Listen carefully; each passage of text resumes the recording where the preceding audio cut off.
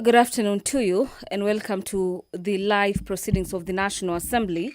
This afternoon being the last day of September, this is September 30th, the year is 2025, a broadcast brought to you by the Kenya Broadcasting Corporation in partnership with the Parliamentary Broadcasting Units.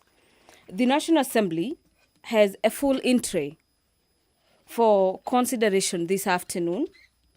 And among the business given priority in today's order paper is the motion on the consideration of the fifth report on examination of financial statements of selected state corporations. This is a motion by the Chairperson, Public Investment Committee on Social Services, Administration and Agriculture, Honorable Emmanuel Wangwe.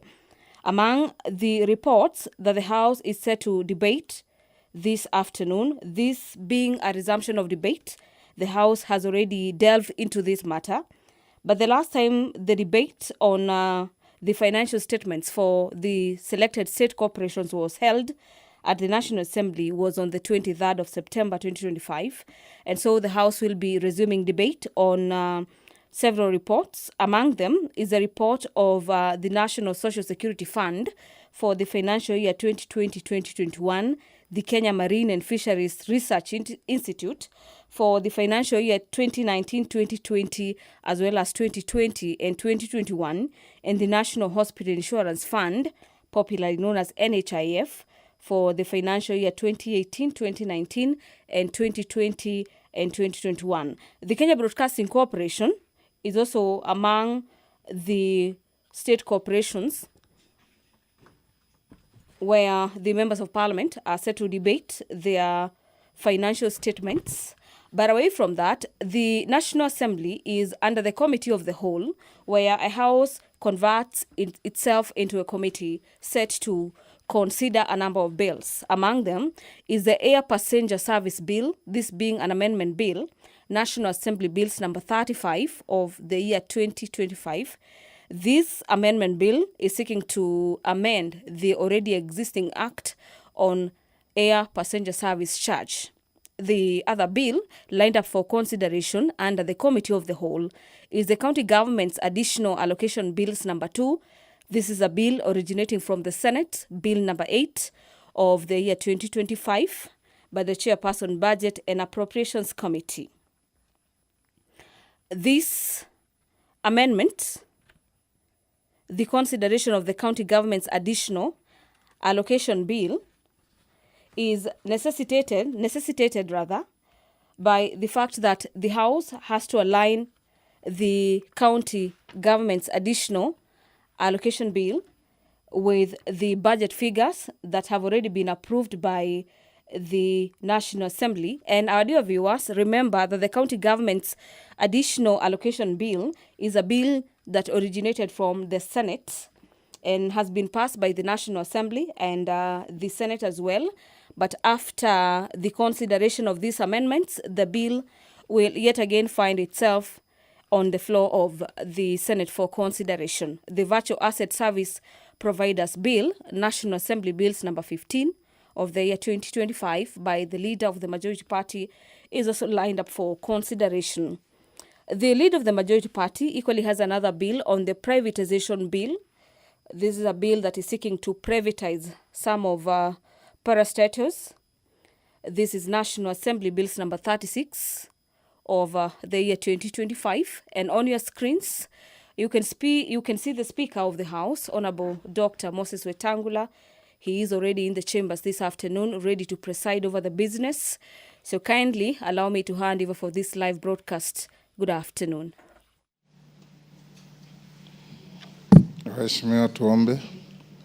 Ewe Mwenyezi Mungu ambaye kwa hekima na wema wako umetoa nyadhifa za viongozi na mabunge kwa ustawi wa jamii na utawala wake wa haki za wanadamu, tukusihi utazame neema nyingi sisi watumishi wako ambao wameridhika kutuita tutekeleze shughuli muhimu za jamhuri yetu. Tukuomba uteremshie baraka zako sisi tuliokutanika hapa na utujalie tuyatende na kufikiria mambo yote yatakayofikishwa mbele yetu kwa njia ya haki na uaminifu, ili utukufu na sifa zako siendelezwe na ili kustawisha amani, ufanisi na heri ya nchi yetu na wale ambao haja zao umezikabidhi mikononi mwetu. Amen.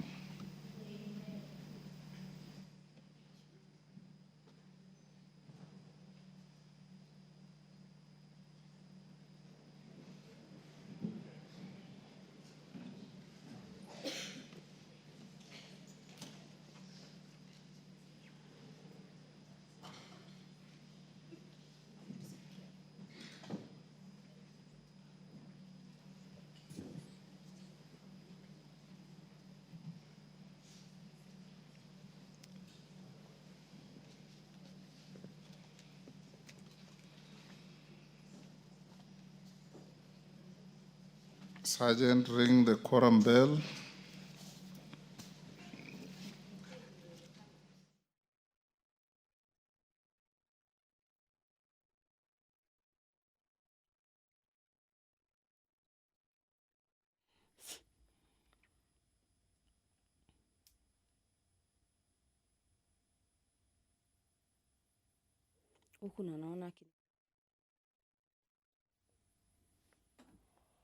The business of the National Assembly has kicked off this afternoon with the Speaker of the House, Honorable Dr. Moses Wetangula, presiding over the business of the National Assembly this afternoon.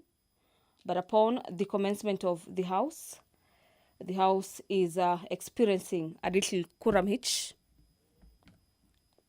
and we have a leeway of some minutes given by the Speaker to allow the House to properly quorate. And once we get the signals from the Sergeant-at-Arms that the quorum has been achieved, we'll be handing you over back to the proceedings of the chamber. But before that is attained, allow me to keep taking you through the business that members of Parliament are set to consider this afternoon. The consideration of the report of the examination of financial statements for the Water Sector Trust Fund is a motion by the Chairperson, Special Funds Accounts Committee, where the Chair, on behalf of his committee, will be seeking to have the National Assembly adopt the report of the Special Funds Account for the financial year 2018-2019 to 2022-2023. This is accounts of the Water Sector Trust, with the committee having laid its report on the table of the House on the 29th day of July 2025. The consideration of the sixth report on examination of financial statements for selected state corporations is also lined up for consideration this afternoon. Among the reports that the National Assembly is set to consider is a report of the Agrochemical and Food Company Limited, the Kenya Animal Genetic Resources Center, the Moi Teaching and Referral Hospital, and finally the Public Benefit Organization Regulatory Authority, formerly the NGO Coordination Board. The consideration of the seventh report on the examination of financial statements for selected corporations, being 4 in number under this category, motion number 13 in this afternoon's order paper is a motion equally by the Chairperson Public Investment Committee on Social Services, Administration and Agriculture, and under this juncture, the National Assembly will be considering the financial statements of the National Syndemic Disease Control Council, formerly the National AIDS Control Council, the National Social Security Fund, the National Cancer Institute, and Child Welfare Society of Kenya.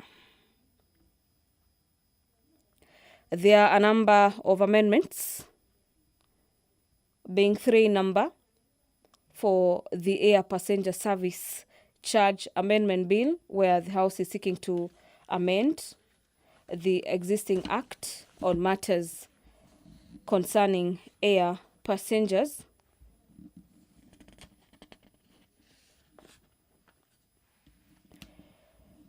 To just take you through some of the amendments that are proposed in the Air Passenger Bill,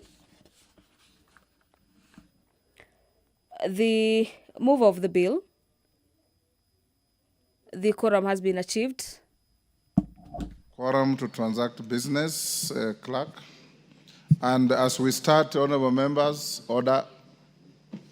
As we start, for the convenience of the House and the request of the Majority Leader, after order number 7, we'll go to Committee of the Whole at order number 9. Under that order, we'll deal with air passenger services and county government's additional allocations. There's a request that the virtual asset service providers be stayed, and I've acceded to that request, to Thursday afternoon. So at order number 9, we'll only deal, those of you who have any issues at the committee stage of those two bills, we'll deal with Roman 1 and 2, air passenger service, and the county government's additional allocation. Clerk, call out the orders. Order number 1, administration of oath. Order number 2, communication from the chair. Thank you. Majority, take your seat. George Best, take your seat.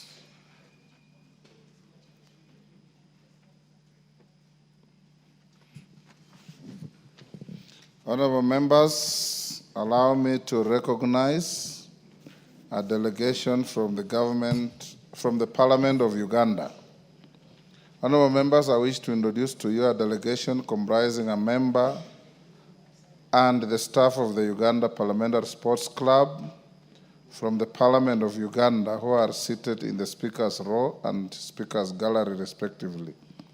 Honorable members, the delegation led by the Honorable Basalirwa Asuman MP and chairperson of the Uganda Parliamentary Sports Club is accompanied by the Deputy Clerk, Mr. Waiswa Henry, and 4 other officers. They are in the country for a 3-day benchmarking visit to learn from Kenya's experience in successfully hosting the East African Community ESC Interparliamentary Games in 2024 as Uganda prepares to host. I hope they will not be learning from us on how to lose games the way you did in Mombasa. Yeah? How to lose at home. Honorable members, on my own behalf and that of the National Assembly, I welcome them to Parliament and wish them fruitful engagements during their stay in the country. I want to add, honorable members, like I did last week, that last week I was in Uganda accompanied by the member for Arieda, and Uganda graciously agreed to step in place of Burundi that had expressed inability to host the games, and they are now going to be our hosts. And I want to encourage our leadership in the House that the foundation of the East African community is Kenya, Uganda, and Tanzania. In the event any of our other members who joined late are unable to transact any matter, we must rise to the occasion and take their place and keep the community going. Thank you.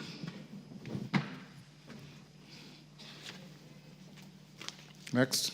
Order number 3, messages. Order number 4, petitions.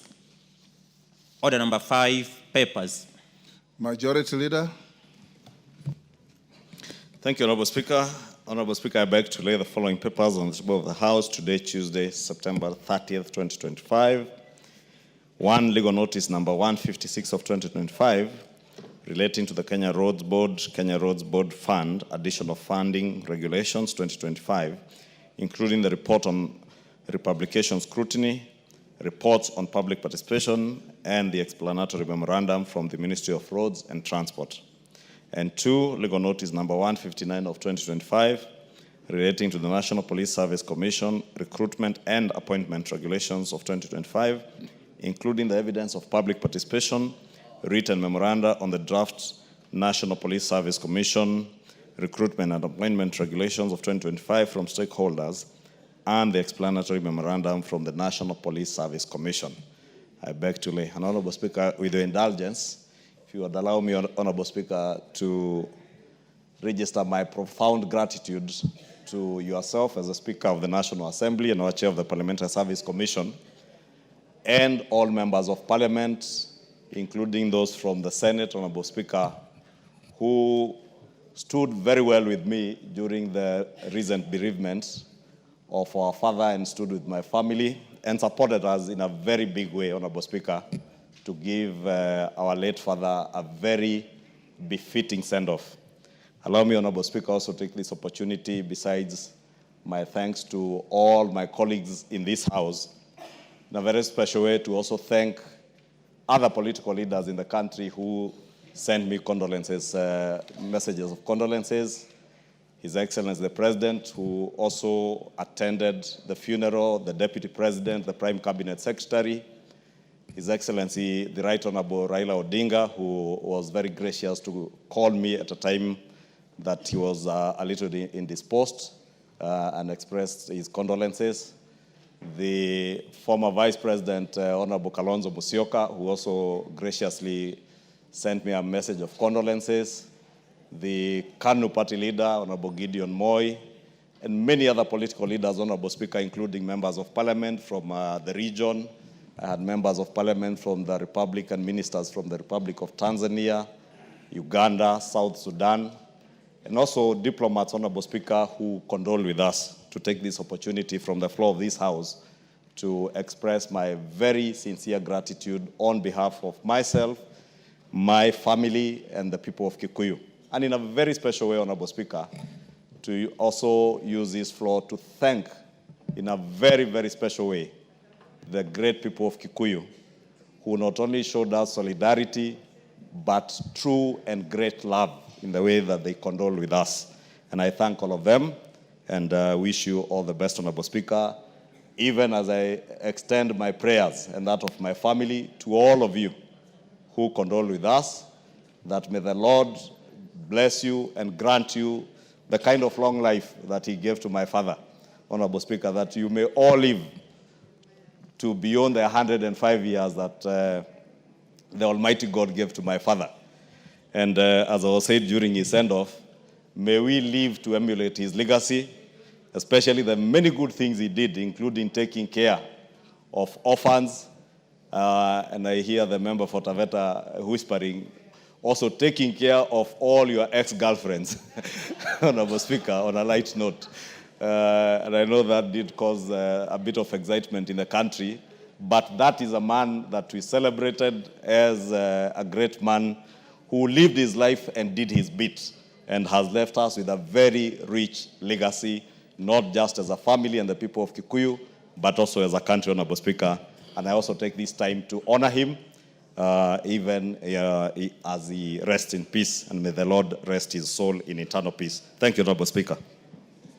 Thank you, Majority Leader, and we join you in prayers for your late dad's soul. Honorable members, before the next call, allow me to acknowledge the following: the Speaker's Gallery, Kamune Primary School from Mathioya, Murang'a, Ilalu Comprehensive School from Mwingi North, Kitui. Students, when your school is mentioned, you stand up to be acknowledged.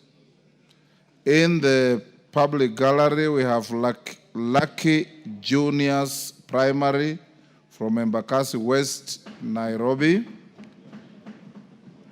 Kalanga Primary School from Mwingi Central, Kitui. Davex Bright Hope School from Narok South, Narok.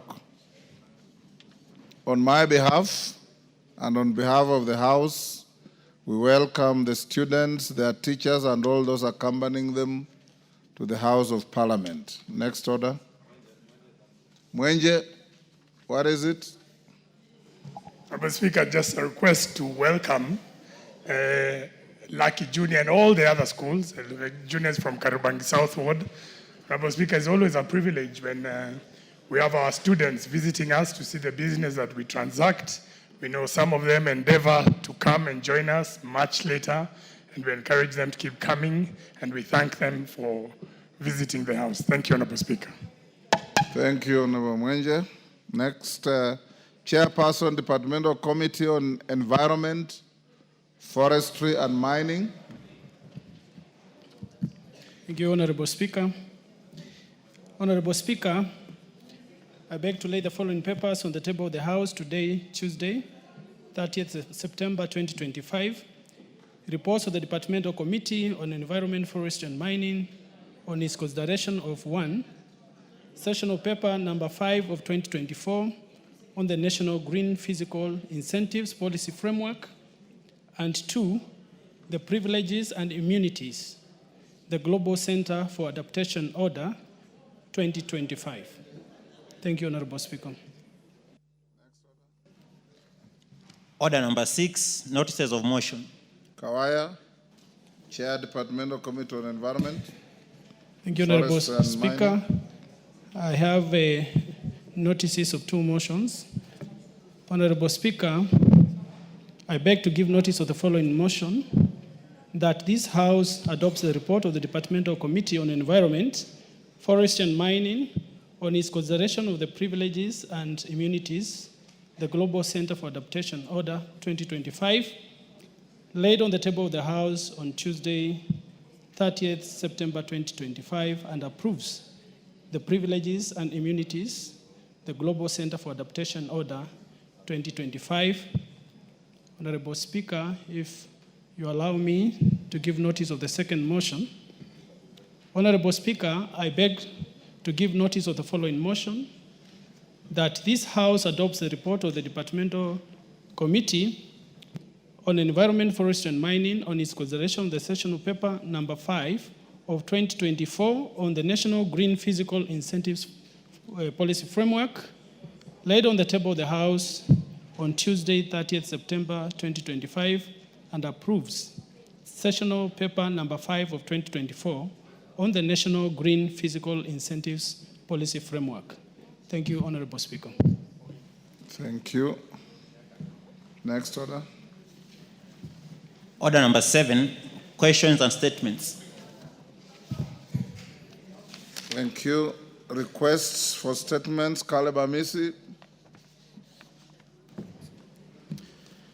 Thank you, Honorable Speaker, for this opportunity to give my statement.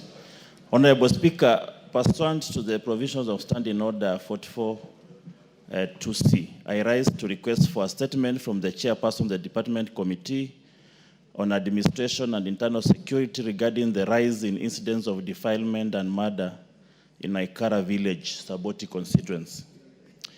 Honorable Speaker, over the past year, Naikara Village in the Saboti constituency has witnessed a distressing surge in insecurity with cases of defilement, rape, and murders being reported, yet no visible action has been taken to curb them. On 26 August this year, one Preza Nafula, aged 7, was defiled and murdered on her way home after being sent home from school. Earlier in the same month, on 2nd August, Zibora Gororia, aged 4, was similarly defiled and murdered by unknown persons.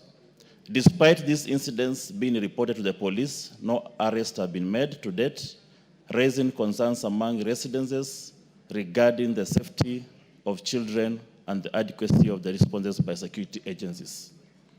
Honorable Speaker, it is against this backdrop that I request for a statement from the Chairperson of the Department Committee on Administration and Internal Security on the following: 1, a report on the status of investigation into the defilement and subsequent murders of Preza Nafula and Zipora Grocia in Naikara Village, Chepkaka area of Saboti constituency.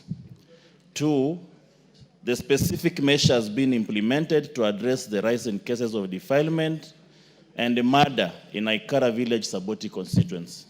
Number 3, reasons for the apparent inadequacy of security agencies in the region, particularly in Naikara Village.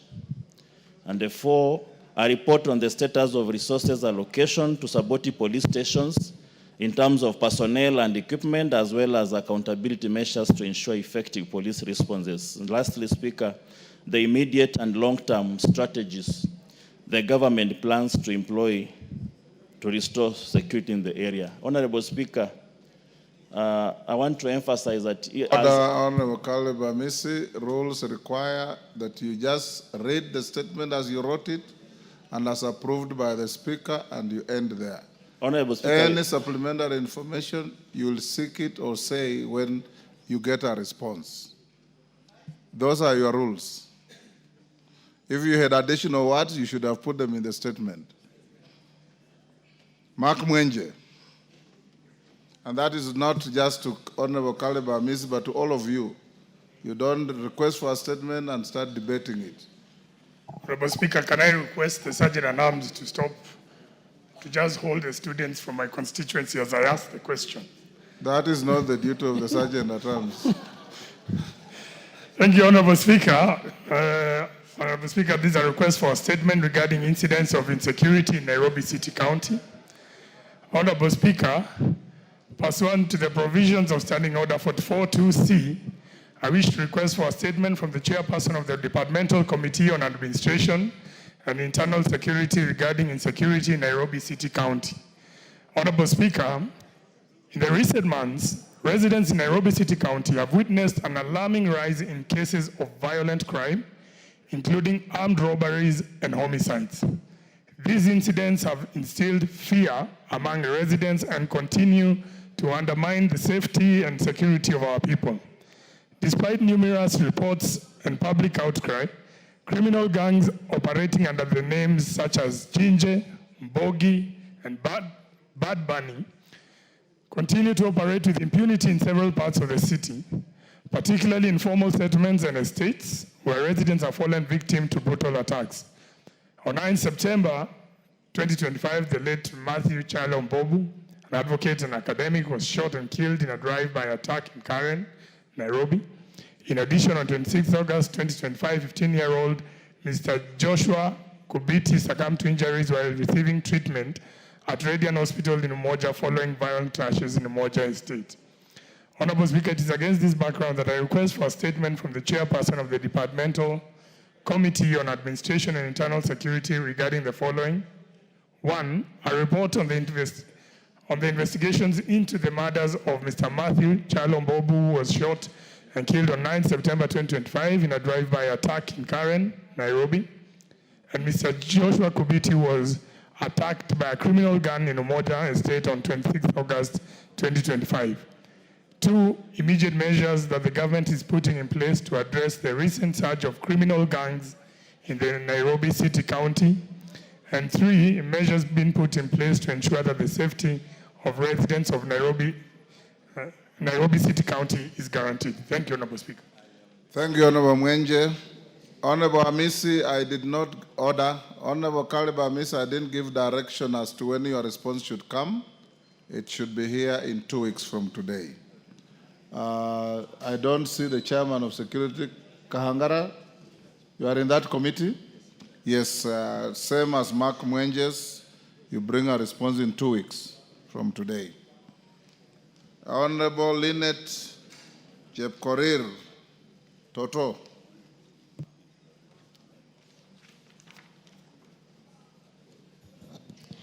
Thank you, Mr. Speaker, for giving me this opportunity. Mr. Speaker, I rise to request for a statement regarding the deplorable state of the Nyangares River Bridge in Bomet County. Honorable Speaker, pursuant to the provision of Standing Order 44-2C, I wish to request for a statement from the Chairperson of Departmental Committee on Transport and Infrastructure regarding the deplorable state of the Nyangares River Bridge in Bomet County. Honorable Speaker, the Nyangares River Bridge, which connects key social and economic facilities in Bomet County, has become a death trap for road users and pedestrians alike. On 23rd August 2025, strategy struck when 2 men drowned at the bridge. One slipped into the river and the second perished while attempting to rescue him. Their bodies were later retrieved, making yet another incident at this unsafe crossing. Honorable Speaker, sadly, similar accidents have been reported in the past, leaving families devastated and livelihoods disrupted.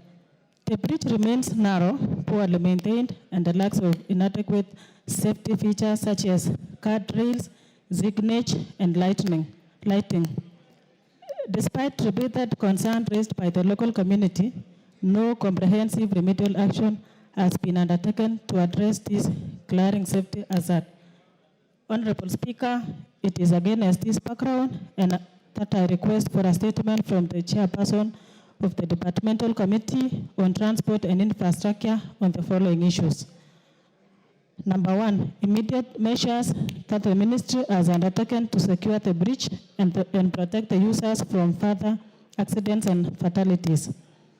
Two, plans by the ministry, including timelines, budgetary allocation for either the rehabilitation, expansion, or complete reconstruction of Nyangore's River Bridge, including the provision of a dedicated pedestrian pathway.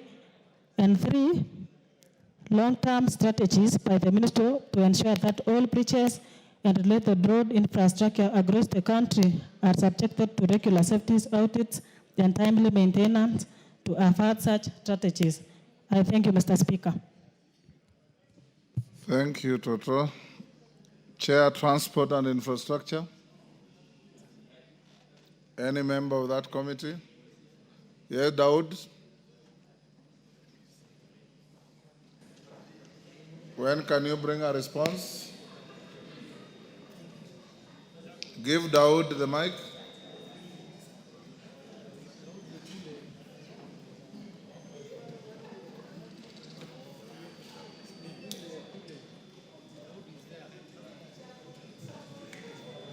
Daud, there's a mic behind you there.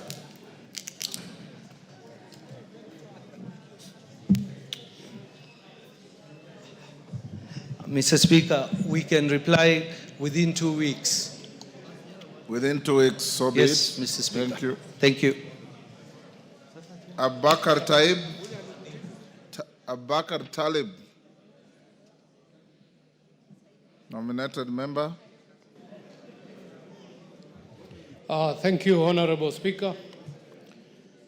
Honorable Speaker, pursuant to provision of Standing Order 42C, I rise to request for a statement from the chairperson of the Departmental Committee on Transport and Infrastructure regarding the traffic congestion on Changamwe, Portrees, and Changamwe, Jomvu, Miritini roads. Honorable Speaker, there has been an increase of congestion in the recent past along Changamwe roundabout, Portrees, and Changamwe, Jomvu roads in Mombasa, which is largely occasioned by trucks leading to the container depots in the vicinity. Notably, the container depots are operating at an approximate capacity of over 90%, which is the above international standard operational capacity of not more than 70%. The high operational capacity has led to congestion and long queues of container trucks along the road, causing significant delays in movement of goods and services in the area. This has also negatively affected motorists using the roads to access the Miritini Standard Gauge Railway, SGR, station and the Mombasa-Nairobi Highway. Honorable Speaker, it is against this background that I request for the statement from the chairperson of Departmental Committee on Transport and Infrastructure on the following. One, measures being put in place by the government to ease congestion along Changamwe Portrees and Changamwe Jomvu roads in Mombasa to ensure smooth flow of traffic in the area. Two, long-term measures that the government is putting in place to address traffic congestion in the area, including plans, if any, to relocate the container depots to alternative locations, and 3, detailed steps that government is taking to ensure the Kenya Ports Authority embraces technological changes to adapt and meet the demand of the fast-growing shipping industry. Thank you, Honorable Speaker. Thank you, Honorable Abakar. Chair, Transport.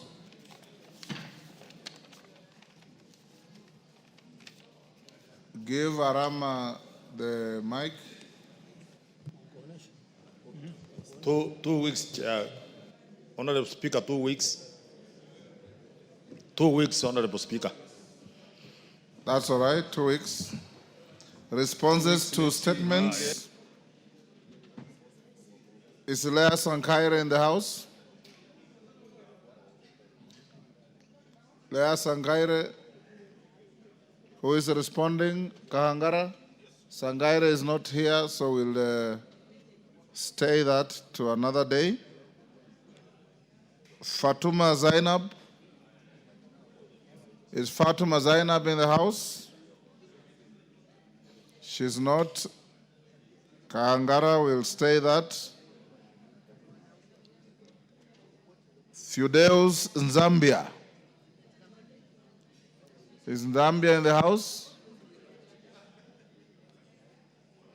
Kahangara again, that is stayed. Oundo Ojambo. Oundo Ojambo. Oundo Ojambo is not in the house. That is also stayed. Joses Lelmengit. Joses Lelmengit. That is stayed. Hussein Bare. Hussein Bare is not here either. So all the responses from number 1 to 6 are stayed to next week. Next order. Honorable Milemba, did you have an issue? Not ready. Honorable members, as I had directed,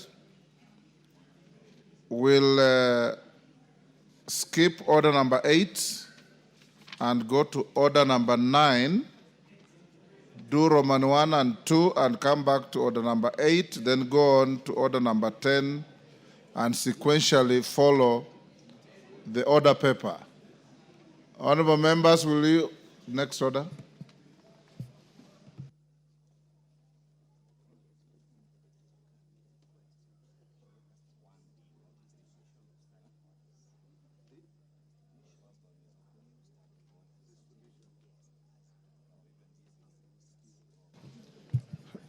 Deputy Speaker, I'm told you have a statement to make.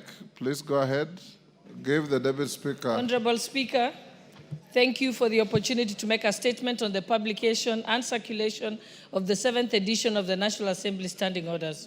Honorable Speaker, pursuant to the provisions of Standing Order 44.2d, I rise to make a statement regarding the publication and circulation of the 7th edition of the National Assembly Standing Orders. Honorable Speaker, the House may recall that during the official opening of the 13th Parliament on Thursday, 29 September 2022, His Excellency the President, Dr. William Samoei Ruto, CGH, asked the House of Parliament to consider putting in place a mechanism in the standing orders to facilitate attendance by cabinet secretaries to articulate government agenda and to explain government policy and to answer questions on the floor of the House in a bid to enhance executive accountability to the people of Kenya through their elected representatives in Parliament.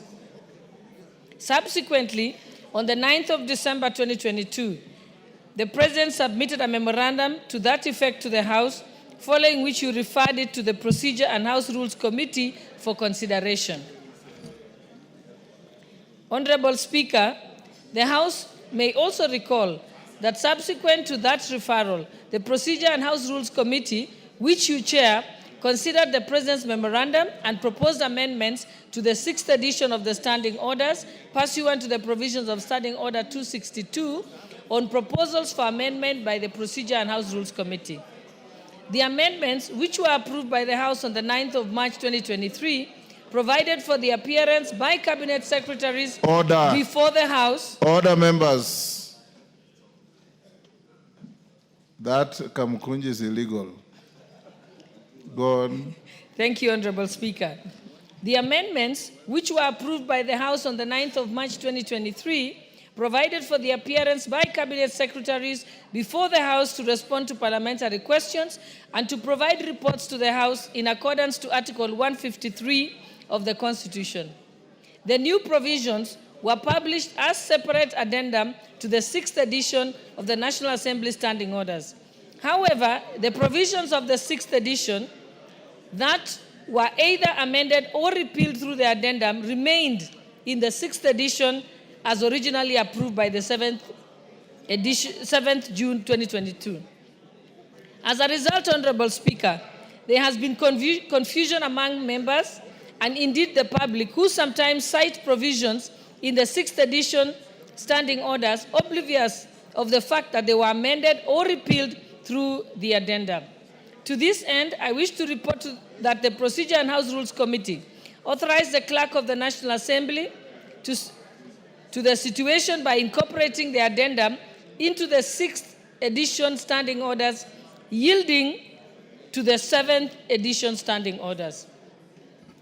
Honorable Speaker, I hasten to clarify that the 7th edition of the standing orders does not contain or include any new provisions. It is a merger of the 6th edition standing orders and the addendum as approved by the 7th on the 7th of June 2022 and on the 3rd of March 2023, respectively.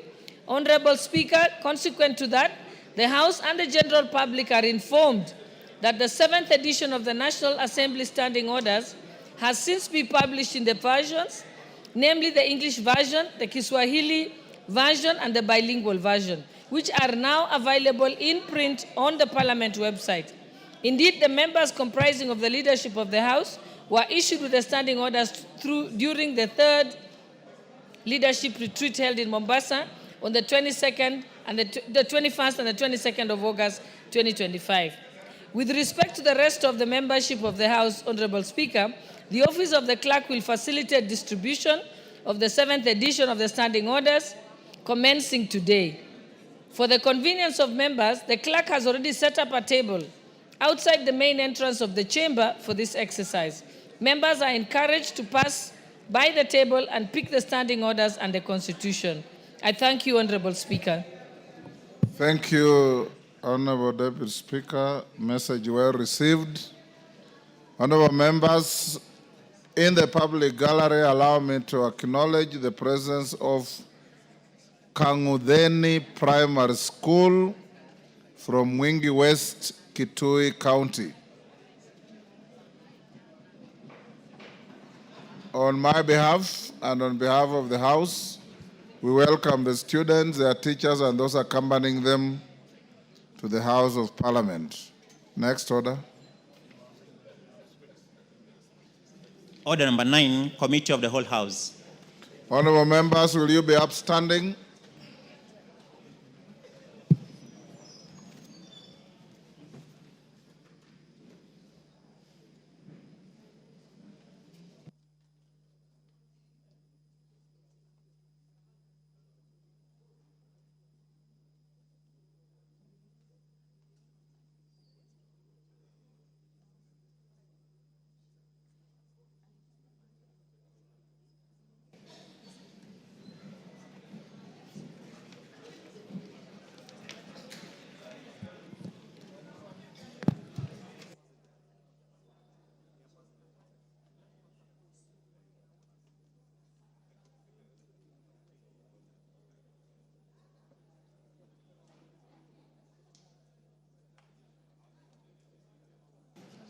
Honorable members, this is the Committee of the Whole House, sitting today, Thursday, September 30th of 2025,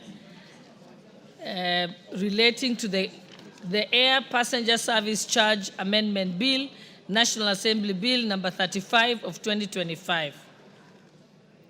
The amendments can be proposed by the Majority Leader. Clause 2. Majority Leader. Thank you, Honorable Chair. I beg to move that Clause 2 be amended as is.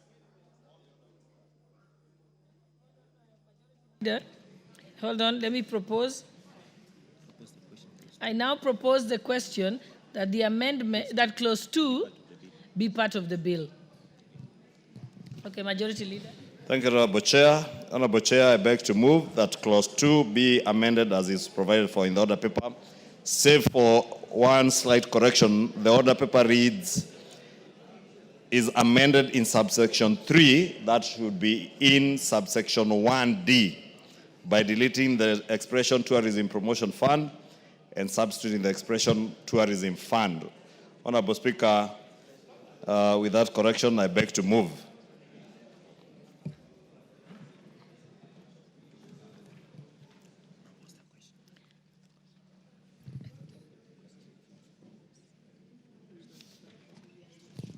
Honorable members, I now propose the question that Clause 2 be amended as proposed.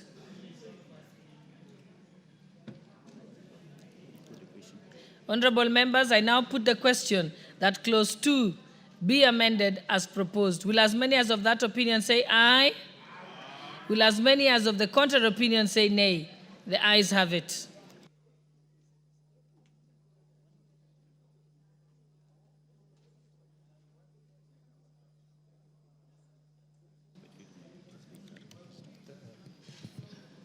Are they here? Is Honorable GK here?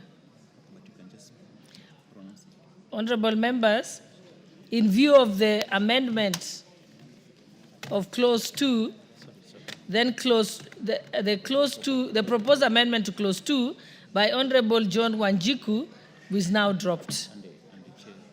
And also the proposed amendment by Honorable GK, George Masharia Kariuki, chairperson for transport, is also dropped. I now put the question that Clause 2 be amended, is amended, be part of the, as amended is part of the bill. Will as many as of that opinion say aye? Will as many as of the contrary opinion say nay? The ayes have it. Clause 3. Honorable members, I now propose the question that Clause 3 be part of the bill. Honorable members, I now put the question that Clause 3 be part of the bill. Will as many as of that opinion say aye? Will as many as of the contrary opinion say nay? The ayes have it. Title. Honorable members, I now propose that the title be part of the bill. Honorable members, I now put the question that the title be part of the bill. Will as many as of that opinion say aye? Will as many as of the contrary opinion say nay? The ayes have it.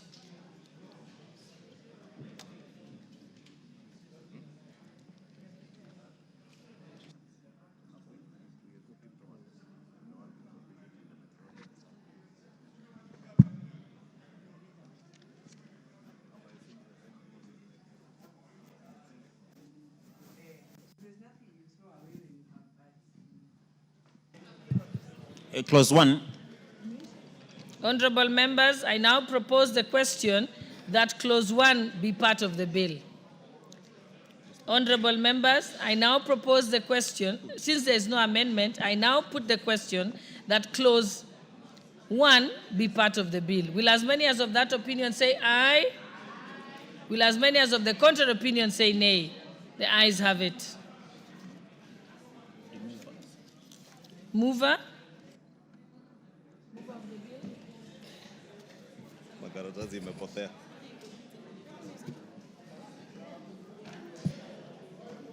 Honorable Chairperson, I beg to move that the committee do report to the House its consideration of the Air Passenger Service Charge Amendment Bill, National Assembly Bill number 35 of 2025, and its approval thereof with amendments.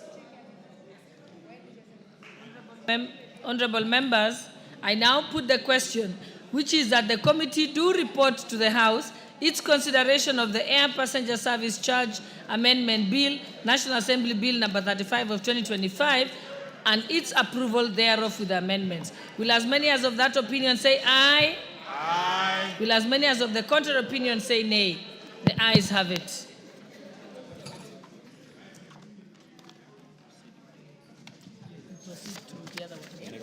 Honorable members, we shall proceed with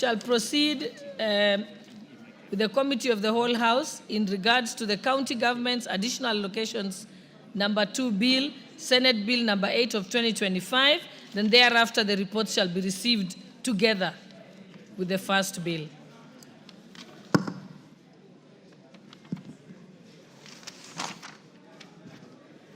Clause 3, 4, and clause 5.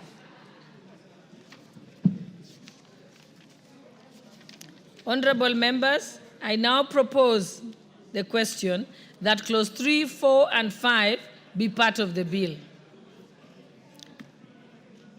Honorable members, I now put the question that clause 3, 4, and 5 be part of the bill. Will as many as of that opinion say aye? Aye. Will as many as of the contrary opinion say nay? The ayes have it. Clause 7. Clause 6. Honorable members, I propose the question that clause 6 be part of the bill as proposed. I propose the question that clause 6 be part of the bill, and the mover can now move the amendment. Move the amendment. I think it's the budget Chair. and appropriations. Thank you, Chair. I would like to move that clause 6 of the bill be amended by deleting subclause 2. And Honorable Chair, this is the clause that is making reference to RMLF, and RMLF is being deleted in this bill. Order. So we have to remove it. We have to delete it. Thank you. Honorable members, I now propose the question that clause 6 be amended as proposed. Honorable members, I now put the question that clause 6 be amended as proposed. Will as many as of that opinion say aye? Aye. Will as many as of the contrary opinion say nay? The ayes have it. Honorable members, I now put the question that clause 6 as amended be part of the bill. Will as many as of that opinion say aye? Aye. Will as many as of the contrary opinion say nay? The ayes have it. Clause 7, 8, 9, and clause 10. Honorable members, I now propose the question that clause 7, 8, 9, and 10 be part of the bill. Honorable members, I now put the question that clause 7, 8, and 9, and 10 be part of the bill. Will as many as of that opinion say aye? Will as many as of the contrary opinion say nay? The ayes have it. First schedule. I now propose the question that the first schedule be part of the bill. I now put the question that the first schedule be part of the bill. Will as many as of that opinion say aye? Aye. Will as many as of the contrary opinion say nay? The ayes have it. Second schedule. I now propose the question that the second schedule be part of the bill. Mover to move the amendment. Thank you, Chair. I would like to move that the bill be amended by deleting the second schedule and replacing thereof with the following new schedule. Honorable Chair, we want to align the allocations with what is captured in the 2025-2026 estimates. And what is captured in the estimates, for example, under county headquarters allocation, what is captured to be sent to counties is 449 million as opposed to 454 million, which is in the bill. The 5 million, which is the excess, is money which is budgeted under the State Department to be used for operations. Then secondly, under KIPES, we have done some realignment, Honorable Chair, because we have realized that the bill is giving allocations to counties that have not started any project under KIPES and leaving out counties that have made progress with their KIPES. Some counties are doing 70%, like Sierra, for example, and they had no allocation. So we have done the allocation to ensure that those ongoing KIPES are funded so that they can finish and they will be ready for use. Thank you, Madam Chair. Thank you. Honorable members, I now propose the question that the second schedule be amended as proposed. Honorable members, I now put the question that the second schedule be amended as proposed. Will as many as of that opinion say aye? Will as many as of the contrary opinion say nay? The ayes have it. I now put the question that the second schedule as amended be part of the bill. Will as many as of that opinion say aye? Will as many as of the contrary opinion say nay? The ayes have it. Third schedule. Honorable members, I now propose the question that the third schedule be part of the bill. Mover, to move the amendment. Thank you, Madam Chair. I would like to move that the bill be amended by deleting the third schedule. Madam Chair, the third schedule is the schedule that is capturing the allocations under RMLF to counties. Madam Chair, you know that after the Court of Appeal annulled the High Court ruling and gave us 12 months to make the changes, we really have no reason to give counties any money. That's why we are deleting the entire schedule. Thank you. Thank you. Honorable members, I now propose the question that the third schedule be amended as proposed. Honorable members, I now put the question that the third schedule be amended as proposed. Will as many as of that opinion say aye? Will as many as of the contrary opinion say nay? The ayes have it. Honorable members, I now put the question that the third schedule as amended be part of the bill. Will as many as of that opinion say aye? Will as many as of the contrary opinion say nay? The ayes have it. Fourth schedule.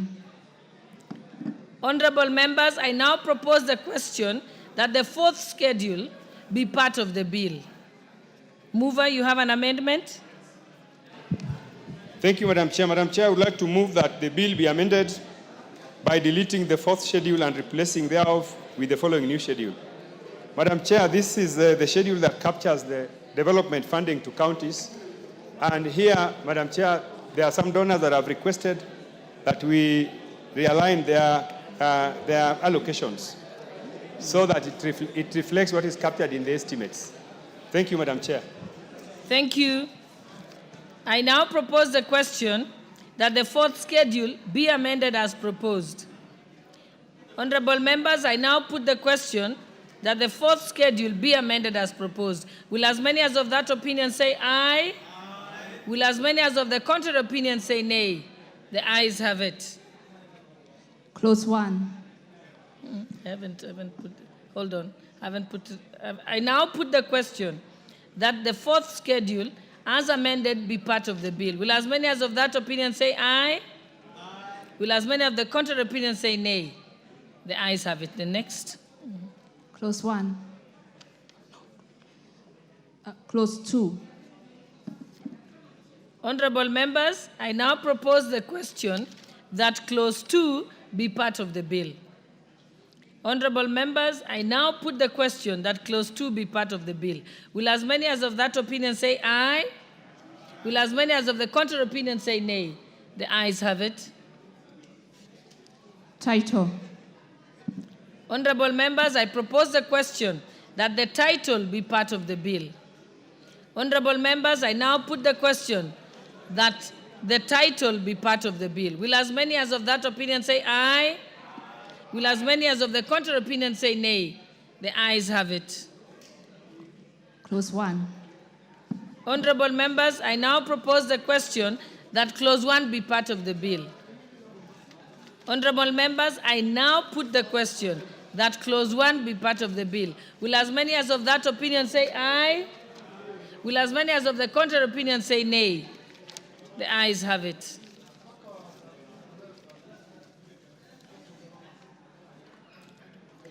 Okay, mover.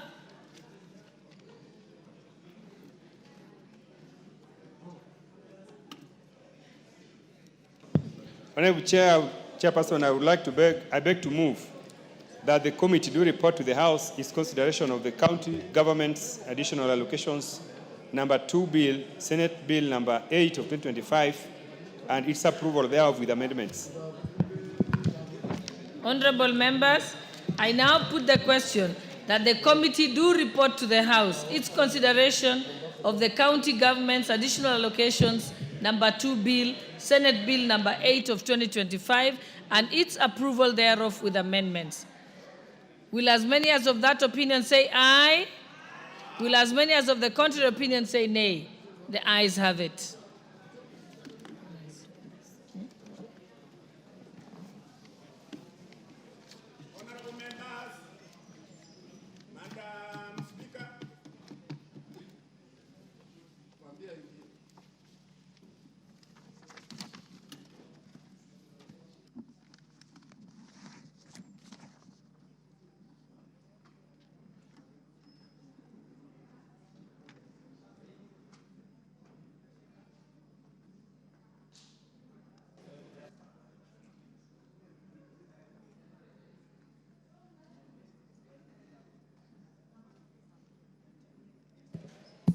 Chairperson.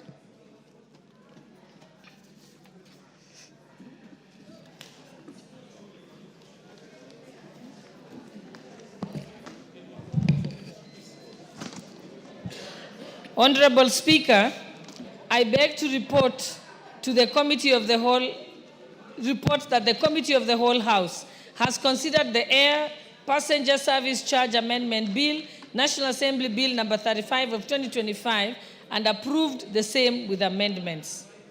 Mover.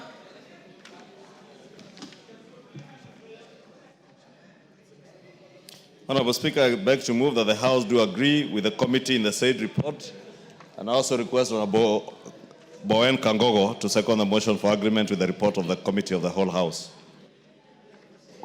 Honorable Kangogo. Madam Chair, I second. Honorable members, order members. Honorable Kaluma, that Kamukunji is illegal. Honorable members, I propose the question, which is that the House do agree with the committee in the said report. May I put the question? I put the question, which is that the House do agree with the committee in the said report. As many as are of that opinion say aye. As many as are of a contrary opinion say nay. The ayes have it. Mover, to move that reading. Honorable Speaker, I beg to move that the Air Passenger Service Charge Amendment Bill, National Assembly Bill number 35 of 2025 be now read a third time.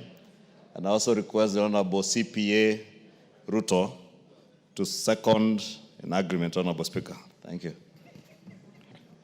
Madam Speaker, I second.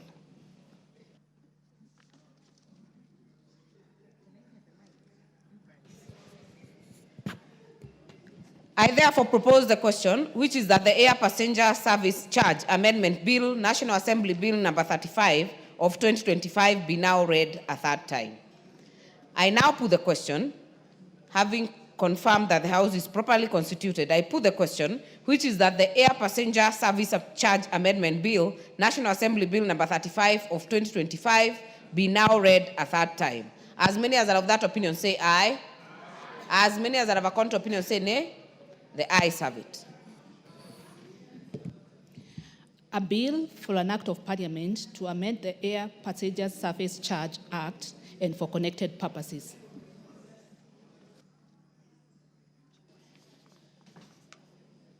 Chairperson. Honorable Speaker,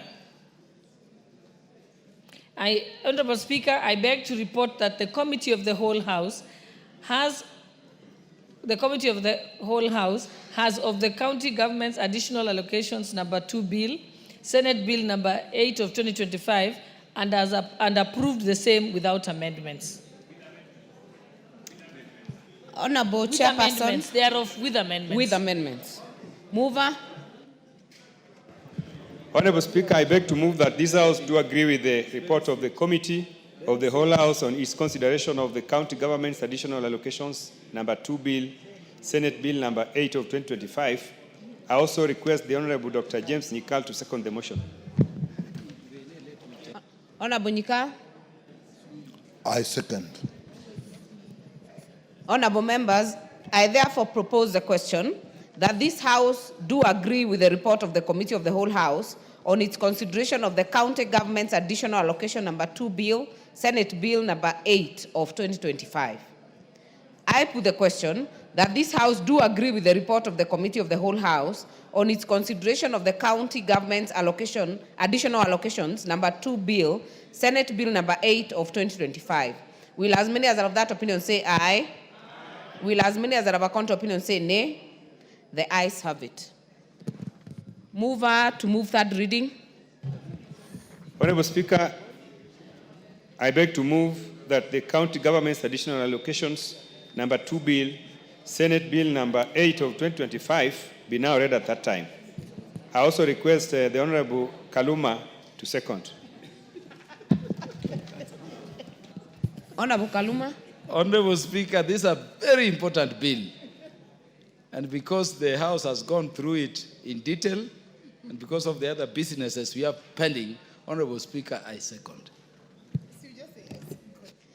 Therefore, honorable members, I propose the question that the County Government's Additional Allocations Number 2 Bill, Senate Bill Number 8 of 2025, be now read a third time. I put the question that, Honorable Mawathe, you are totally out of order. I put the question that the County Government's Additional Allocation Number 2 Bill, Senate Bill Number 8 of 2025, be now read at that time. Will as many as are of that opinion say aye? Will as many as are of a counter opinion say nay? The ayes have it.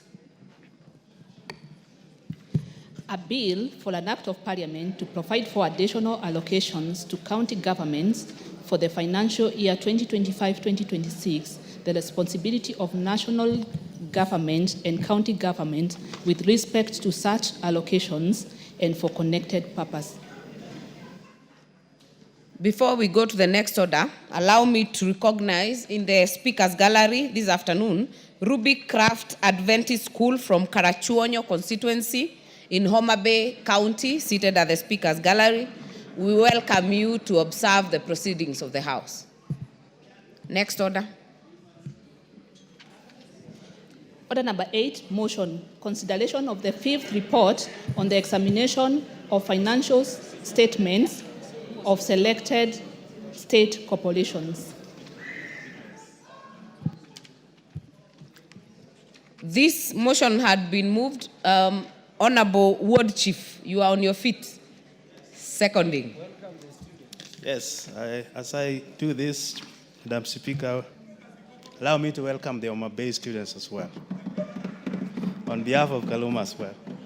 Madam Speaker, I rise to second the motion on consideration of the 5th report of the examination of the financial report statement of selected state corporations.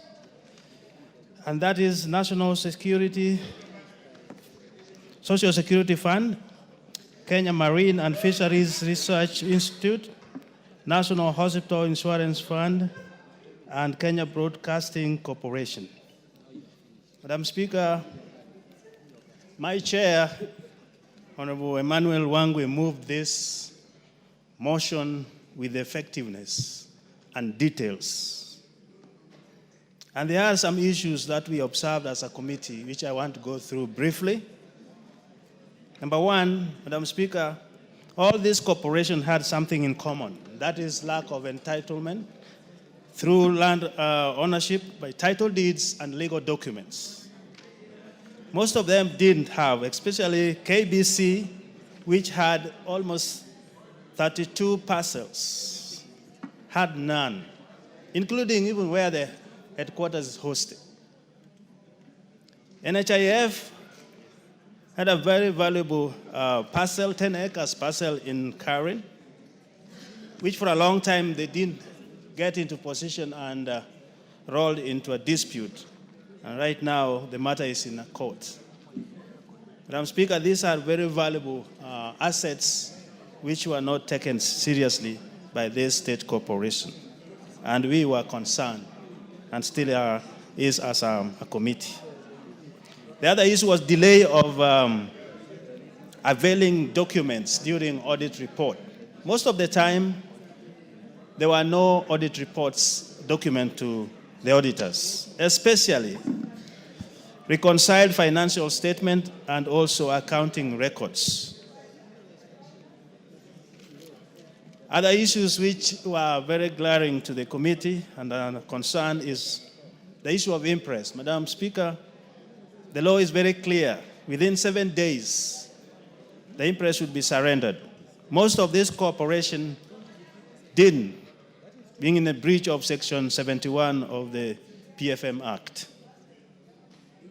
And we recommended, Madam Speaker, within 6 months of adoption of this report, those accounting officers, if not acted, should be surcharged. Another issue, Madam Speaker, was underfunding and also delay in disbursement of from the exchequer, rather exchequer release. Madam, this one was a pain which we also understood as a committee. If the funds are released late and we are in a program-based budget, most of the programs ended up not being fulfilled. And we underscored that the Treasury should be sensitive to this so that the money is released on time for programs slated to be implemented on time. Madam Speaker, the debt management policy. This we found out that most corporations do not even have the policy itself. And a lot of money were lying uncollected for years and years. Some even for as much as 2 years have not been collected. We recommended as a committee that strong policies should be in place and be implemented so that we don't have money outside. Madam Speaker, theft, this was glaring, and we were very concerned that theft which happens in this corporation. For example, at the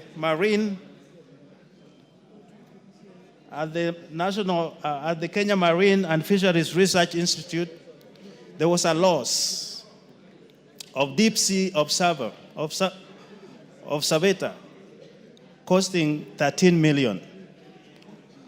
Of concern was that there was no insurance to this equipment. There was no recovery after it was stolen and still remained in their books.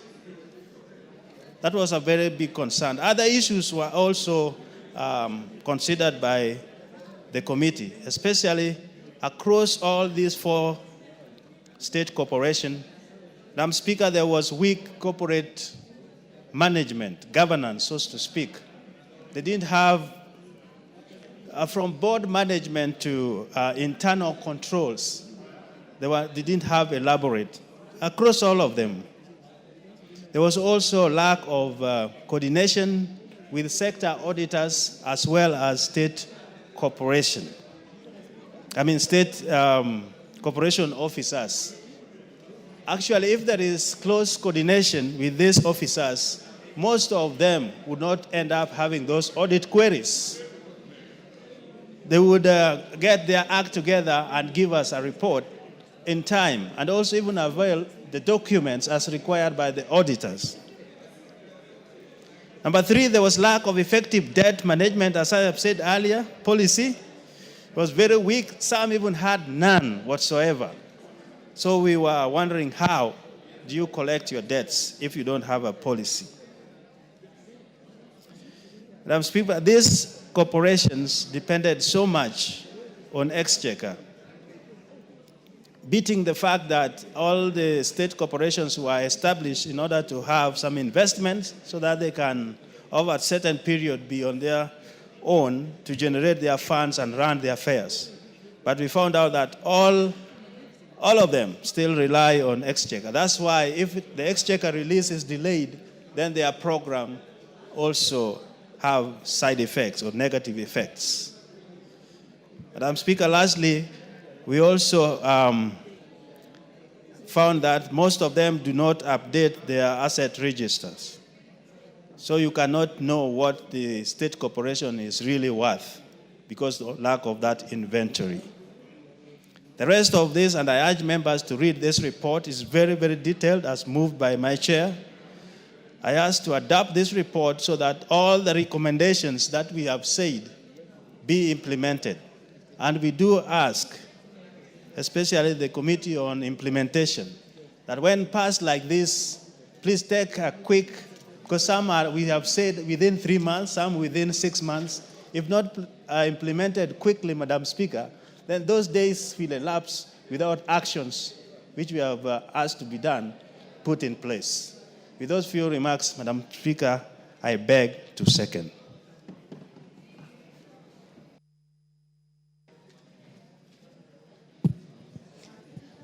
Honourable members, I propose the question that this House adopts the 5th report of the Public Investments Committee on Social Services, Administration and Agriculture on its examination of the financial statements of the following state corporations laid on the table of the House on Tuesday, 5th August 2025. Number 1, National Social Security Fund for financial year 2020-2021.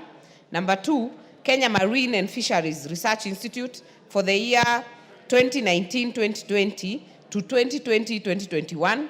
Number 3, National Hospital Insurance Fund for financial year 2018-2019 to 2020-2021. And finally, the Kenya Broadcasting Corporation for financial year 2013-2014 to 2018-2019.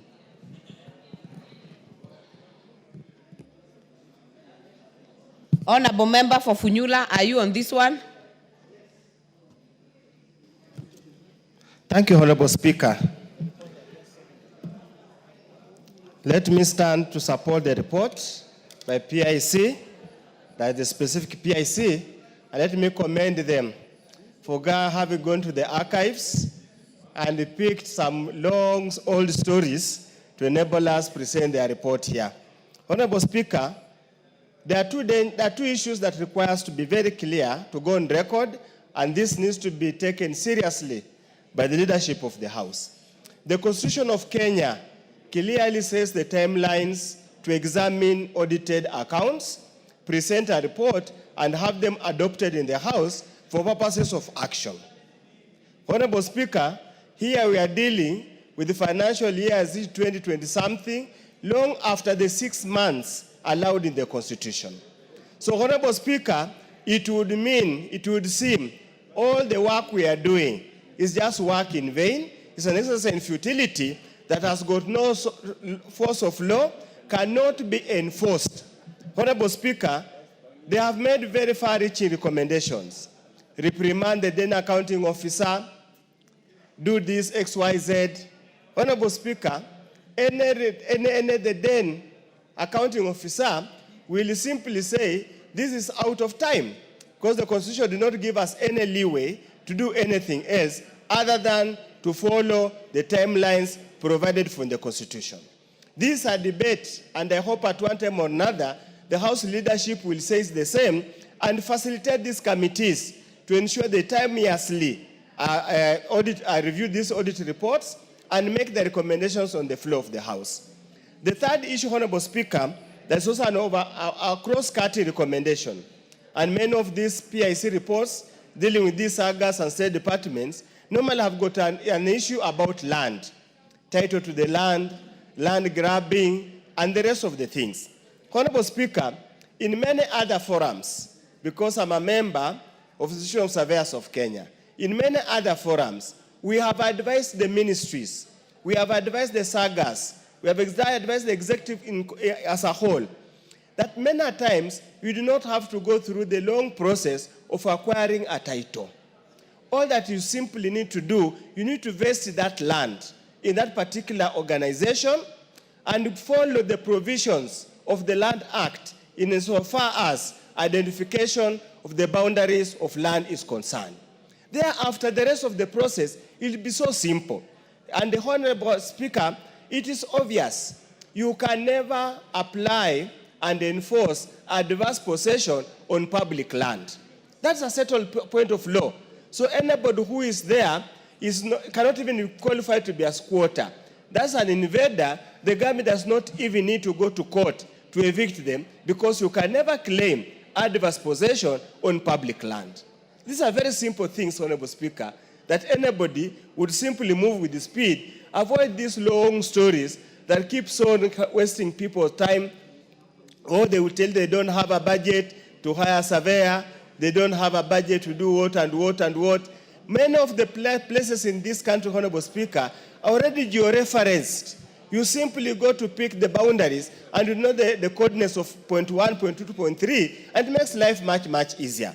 Honorable Speaker, the sagas of the State Department or the units, the parastatals being discussed here, have got very important history in this country of Kenya. It makes my heart bleed when they paint a very sorry state of Kenya Broadcasting Corporation, formerly VOK. Many of us who grew up in those days, KBC or VOK was the mouthpiece that used to communicate. If you are in government, if you are a minister, an assistant minister, a permanent secretary, or a director of medical services, you will never miss to listen to news at 1 p.m. You never miss. So, honestly, I feel bad when I see in the report that KBC is literally insolvent.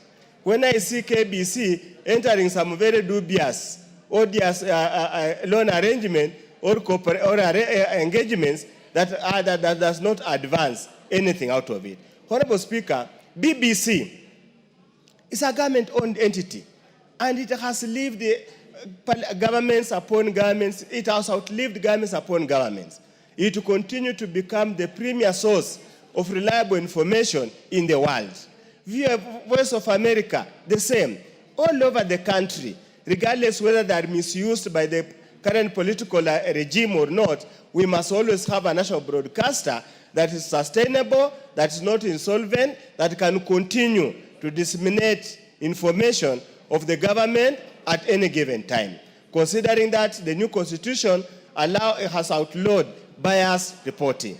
With those very few remarks, Honorable Speaker, I support the report for the sake of it, because it has no constitutional mandate, just for the sake of it. Thank you, Honorable Speaker. Okay, Honorable Member, Leader of Majority, you are out. If not, Honorable Zamzam, out.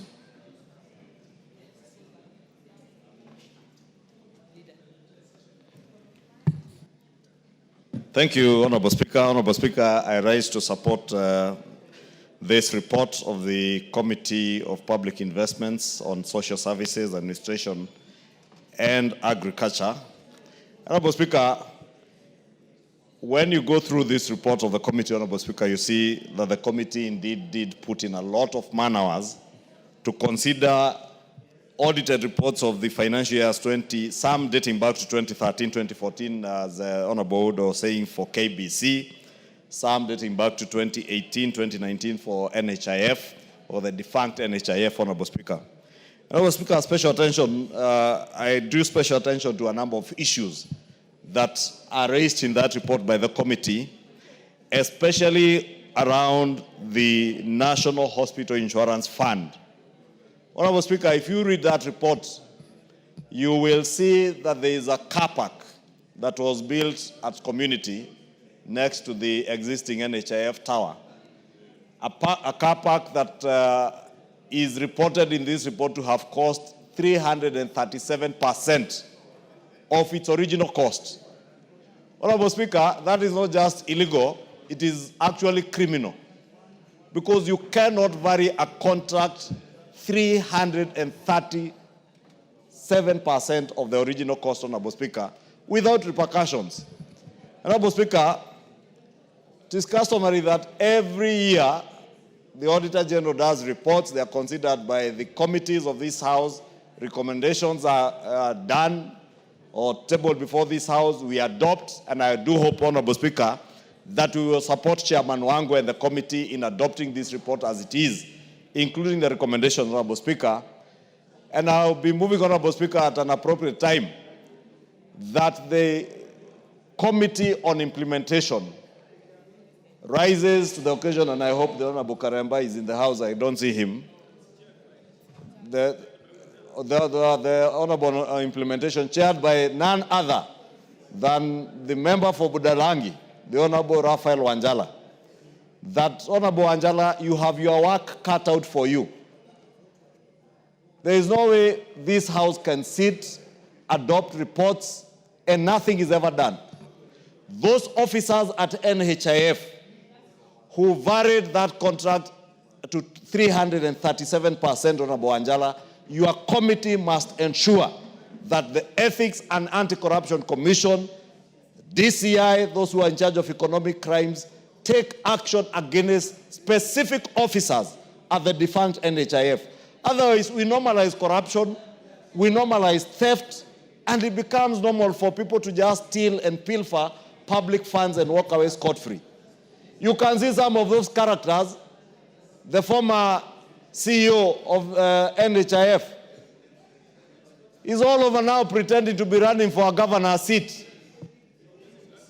How can you be running to be a governor in the county of Nakuru on pilfered funds, Honorable Speaker? And we must not use elective public office as a laundromat or as a laundry for laundering or cleaning people who have pilfered public funds. The former CEO, National Health Insurance Fund, must answer to these issues, Honorable Wanjala, and you must ensure through the Committee on Implementation that that former CEO, Jeff Mwangi, does answer to this kind of outright theft of public resources, Honorable Speaker. We must not allow criminals to get away scot-free, then run for public office to hide behind public office, Honorable Speaker. And when you are arrested, you start now crying, oh, I'm being arrested because of politics. There is nothing political when you pilfer public funds. How do you go and construct a car park at 300% of its original cost? And to make what matters worse, Honorable Speaker, you escalate the costs and still don't complete the building. If you go to that building, Honorable Speaker, lifts that were to be installed to make it functional, because you cannot park on the level 3 basement, and your office is on the 17th floor, and you're expected to climb up on the lifts as much as you want to live healthy. And Honorable Speaker, that building today has no functional lifts. No wonder, and you will see from the committee's report, Honorable Wanjala, that car park is underutilized. It's only being utilized at the level of 20%. Yet we have sunk billions, Honorable Speaker. And we want to say that this House should allow people to just walk away scot-free? We must not allow it to happen, Honorable Speaker. And we must make sure, and that is why I'm challenging the Honorable Raphael Wanjala, to make sure that those culprits, especially those known criminals at the defunct NHIF, are brought to book. Honorable Speaker, I hear the Honorable Raphael Wanjala saying he's taken up the challenge. I hope we will see people in court. I just want to confirm that whatever he has said is not on record at all. So continue, Honorable Leader of Majority. I hope he will have an opportunity to speak to these issues so that he not only says in his position that he has taken up a challenge, but confirm to the House that he will ensure these people face their day in court. Honorable Speaker, again, if you read that report, the issue of pending bills at the National Hospital Insurance Fund is a sticking issue, and the chair of the Health Committee, the Honorable Dr. Nyikal, will tell you. Many of the issues that you hear with private hospitals today, with mission hospitals, with public hospitals are issues that emanate from the defunct NHIF. Because people are accustomed, Honorable Speaker, to faking bills and getting money from the defunct NHIF. And you've heard stories, Honorable Speaker, where people had amputations on the same leg 3 times. And you wonder, how do you have the same right leg amputated the first time, the second time? The member for Suba South is saying that it is possible to amputate from below the knee, then above the knee, then at the hip, the same leg. But, Honorable Speaker, you know it was outright theft. And these are some of the issues, Honorable Speaker, and I want to challenge again the committee to ensure that, in line with the recommendation that they have put, that now the Social Health Authority that has taken up the work of the defunct NHIF moves with speed to ensure that they quickly verify all the bills that are owed to public and private hospitals in the country, so that those that are payable are paid.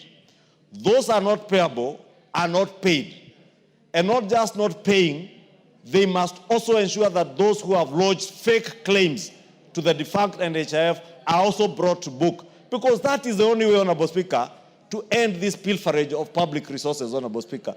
When you steal from the sick, Honorable Speaker, I mean, you don't even deserve to be living if you are stealing from the sick. And you've seen people stealing from NHIF money that belongs to patients, Honorable Speaker. And I want to plead with the committee that if and when we adopt this report, the Committee on Implementation again takes up this matter with NHIF or SHA to ensure that this matter is closed, so that the bills that are payable. I have seen a number of mission hospitals saying we are owed so many billions by SHA, and what they are carrying forward is the bills that came from NHIF, Honorable Speaker. And I remember one case in the recent past, I think it was a bishop in Kakamega, who had to, unfortunately, eat his own words when he said that the St. Mary's Hospital in Kakamega was owed billions by SHA, and said that unlike when it was promised that it would be paid close to 90 million shillings, they had only been paid 9 million shillings. Honorable Speaker, that bishop unfortunately had to eat his own words 2 days after, when it became clear and evidence was tabled before the bishop that that hospital had been paid close to 90 million shillings by SHA, as had been said by the Prime Cabinet Secretary in that function, Honorable Speaker. And therefore, even as I plead to our religious leaders, Honorable Speaker, to verify things before they say them in public, to also appreciate that there are indeed monies that are owed by the defunct NHIF. And that is why it's important, as the committee has recommended, that we verify those bills that are payable, and those that are not real bills, they are notified that these are not payable, so that they also stop accruing them in their books and waiting for payments that probably will never be paid. Honorable Speaker, in conclusion, Kenya Broadcasting Corporation and the Honorable Oudo spoke to it. KBC stands the potential of being a super rich public institution in this country. And it is true, many public broadcasting corporations around the world, even the BBC that the Honorable Oudo was alluding to, get support from government. And indeed, the Exchequer in the UK does support the British Broadcasting Corporation. But that, Honorable Speaker, does not mean that in this day and age, state corporations cannot reinvent themselves and work in a way that they become profitable institutions, and KBC stands that potential, Honorable Speaker. This is a very rich institution, Honorable Speaker. If you look at the land resources that KBC holds, right here in Karen, between Karen and Gong, around Kirarapon, KBC has land, I think, is close to 100 acres. Go to Mombasa, Jomvu, Kisauni, they have prime land, Honorable Speaker, that can be utilized to make sure that they're able to settle their debts, and they are able to function and modernize their broadcasting facilities so that they're able to compete with other private sector players in the broadcast industry, Honorable Speaker. Again, we must challenge them, Honorable Speaker, in this day and age. They must be more innovative than they have been.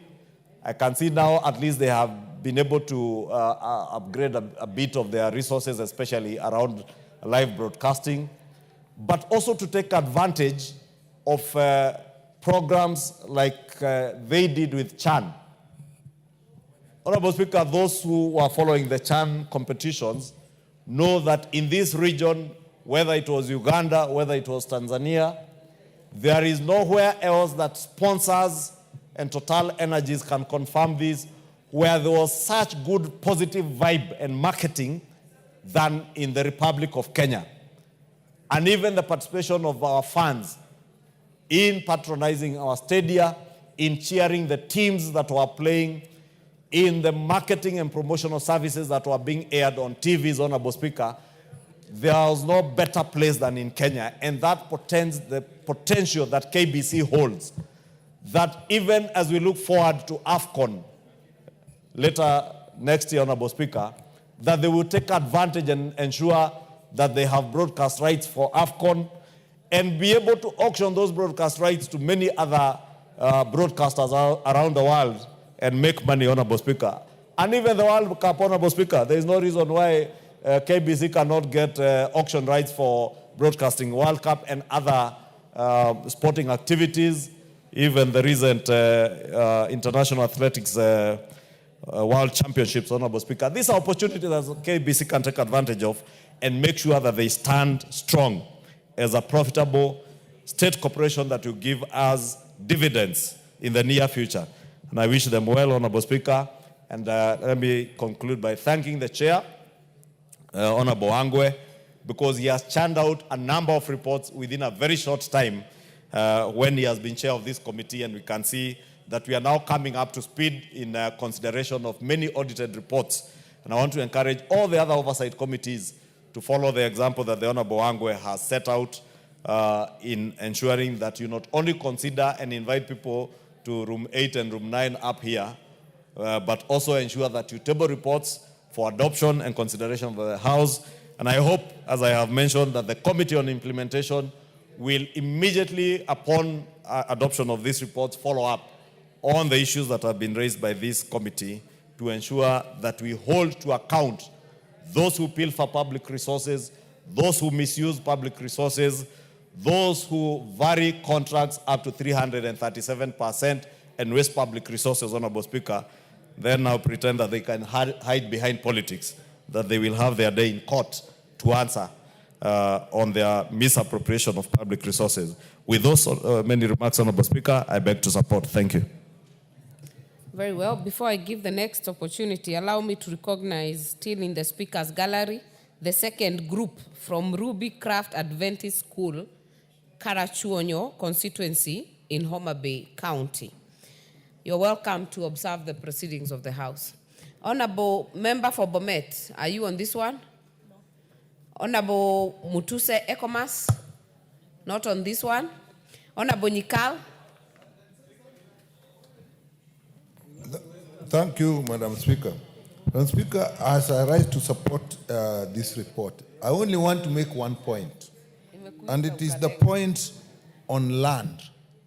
Many institutions, not just those that are mentioned here, actually have their premises on land that they have occupied, and they're large tracts of land, and all of them do not have titles to this land.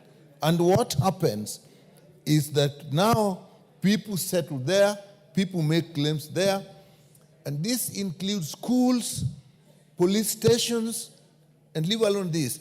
And in schools, you even find now people who had given land, their grandfathers had given land, are now coming to claim back the land. So for me, the one thing I would like the Committee on Implementation to really follow on from this report is the issue of land. All public institutions must regularize or must get titles for the lands on which their institutions stand. It's actually going to be a crisis that, like, look at the case of NHIF. Land that was there now has become a court case. And you look at KBC that we're saying, many pieces of land again, they don't own them. And there's no way they can even utilize them to improve their finances and do everything. So mine, Madam Speaker, that is the issue. I've said it many times, but I don't see much being taken. If the institution can do it, maybe the Ministry of Land or the Land Commission should actually take up the matter and ensure that all public institutions have titles to the pieces of land that they own. Thank you, Madam Speaker.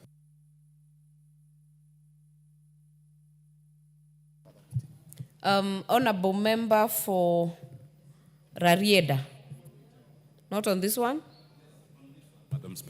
Madam Speaker, thank you. Madam Speaker, I rise to support this report by PIC on social services, administration, and agriculture.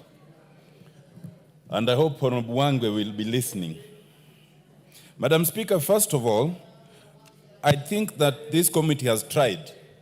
They have gone back over the years. And this is very important because these committees are time-bound. These reports are time-bound, and as long as they're outside of the time, they may be of no legal effect. I look particularly at page 3 in terms of the question of title deed. And Madam Speaker, this matter has recurred in many institutions. Even the judiciary at one time lost the courts in Eldoret to a grabber. And what it must take is a very ruthless, accounting officer, so that any public land that is taken, take it back, then we face the consequences. Madam Speaker, on page 4, about the question of,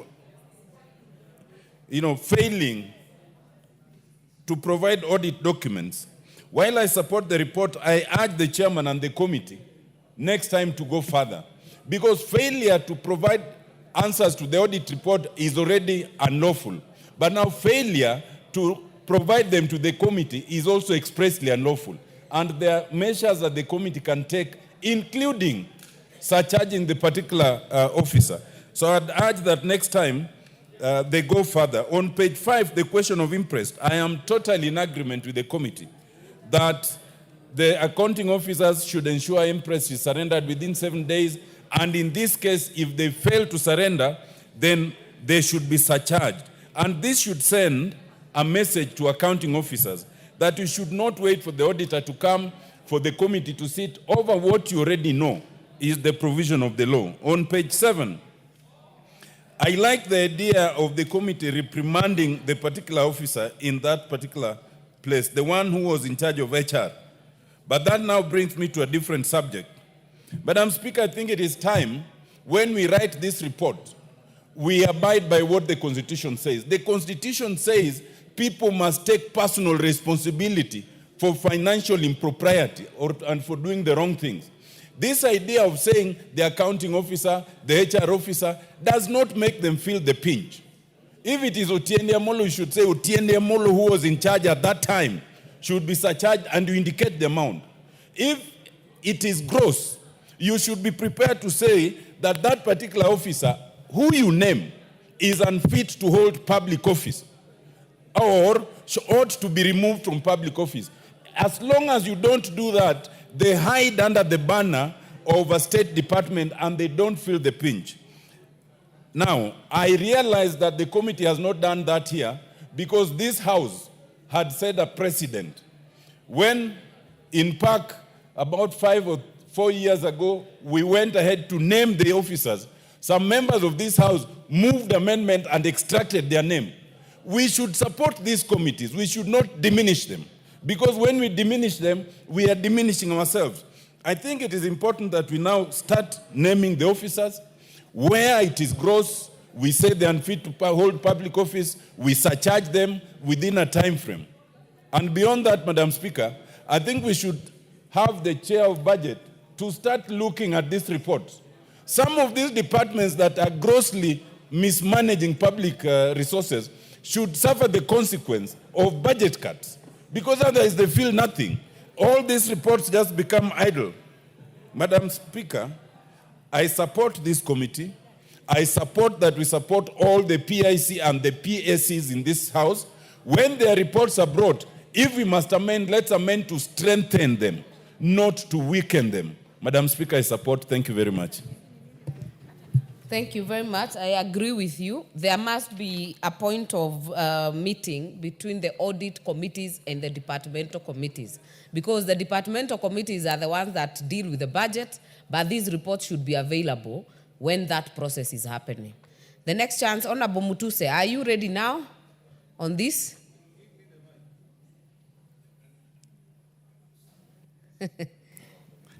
Thank you, Madam Speaker, for granting me the opportunity to contribute on this very important audit report by the Honorable Emmanuel Wangwe.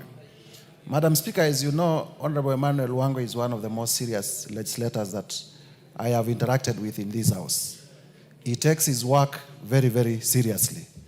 And by the virtue of his seriousness, I also vouch for the seriousness of his committee's report. Kenyans need to know, Madam Speaker, that outside the mainstream public service that is superintended by principal secretaries, there are a lot of resources that lie in parastatos, as they were. And therefore, reports of audit committees relating to parastatos are as relevant as audit reports of the mainstream public service.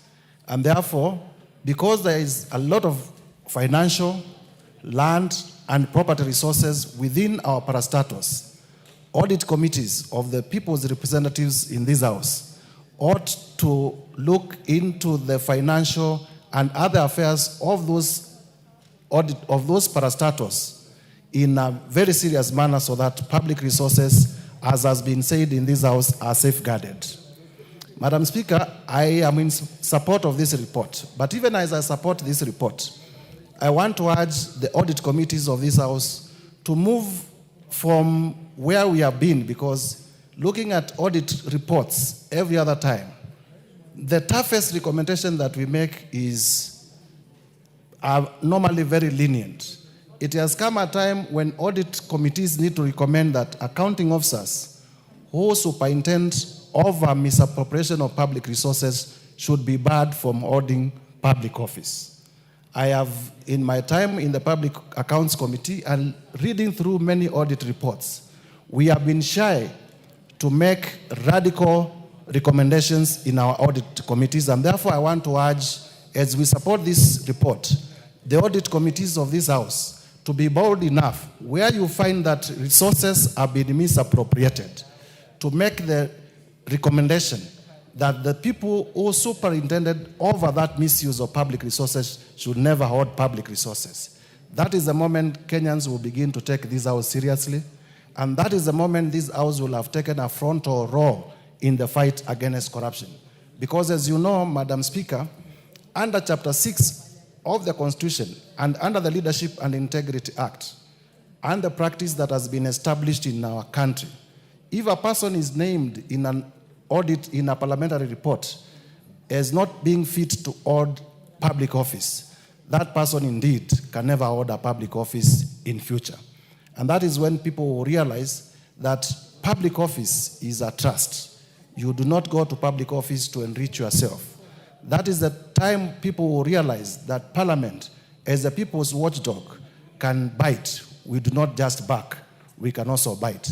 And therefore, Madam Speaker, I congratulate the committee that is led by my good friend and support their report, but add that our audit committees, all of them, beginning from the most premier Public Accounts Committee and the PICs in their severalty, must now make recommendations that are radical, so that Parliament, going forward, is taken seriously. I thank you, Madam Speaker. Member for Homa Bay Town, Honorable Kaluma. Honorable Speaker, let me, before I go into the meat of the report, welcome the students coming all the way from Karachonyo to observe the proceedings of Parliament on behalf of the area MP, the Honorable Andrew Okwome Adepo. Honorable Speaker, my grandmother, Margarita Uwor, is Nyar Karachonyo. And so I'm very elated to see that these students have come to observe the proceedings and to see by their own eyes what Parliament, which is our national legislative house, does. They are welcome to observe proceedings, Honorable Speaker, and I wish them well in their learning tour of matters governance. Honorable Speaker, sometimes I think we need to establish some holding ground for criminals within Parliament. I've listened through this report very keenly when it was moved, how it has been seconded, and I've read through the report, Honorable Speaker. Honorable Speaker, a parking facility for NHIF, which was contracted at 970 million. The contract price has moved from 970 million to 3.9 billion. And we are talking about it as if it is just an ordinary theft. Honorable Speaker, NHIF is the body we charged with the insurance of our health services in this country, the national insurer. We had cases in the past where people cannot be treated, people cannot be paid for. Yet, Honorable Speaker, a facility across the road there, the contract price has moved from 970 million to 3.9 billion, and the contractor, Honorable Speaker, is still working free as we talk here. Honorable Speaker, the people who are in charge of the funds of National Hospital Insurance Fund are still free. We are being told some even intend to run for public offices. I think we now need to develop some holding ground for criminals within Parliament. Honorable Speaker, the theft under construction works in this country are hidden under some engineering rules called the FIDIC rules. And if you remember that facility, for quite a long time, you would see a crane there. No work is going on. It means the contractor has ceased to be building, they employ accountants, and they are forging claims under what they call suspension of works. We would excuse such situations, Honorable Speaker, if ultimately when the contractor got paid, work was done. But we are being told the lift that was to be used to convey the vehicles to the parking base of the facility have not been installed. The facility is working at 20%. These are people who should be in jail. And I don't know whether it has been recommended succinctly, but this is a matter the chair of the committee in charge of public accounts in this particular sphere ought to have forwarded with a recommendation straight to EACC, the DPP, to effect arrest immediately, to effect arrest. And if we were to do that, Honorable Speaker, then we would be a serious house. And this report ought to have gone further and said EACC to report to the relevant committee of Parliament regularly. If possible, within each and every 2 weeks, we have them here to analyze progress reports, which would be the committees in charge of justice and legal affairs, and maybe the committee on implementation, and this committee itself. Honorable Speaker, what is happening in this area is painful. The other way these people used to steal, Honorable Speaker, you've seen some facility we are building for the police hospitals across on Bagathi Road there. We budget for the money as the committee under which the police falls, the Committee on Administration, Internal Security, and we budget for 400 million. That money, Honorable Speaker, is then taken to KDF.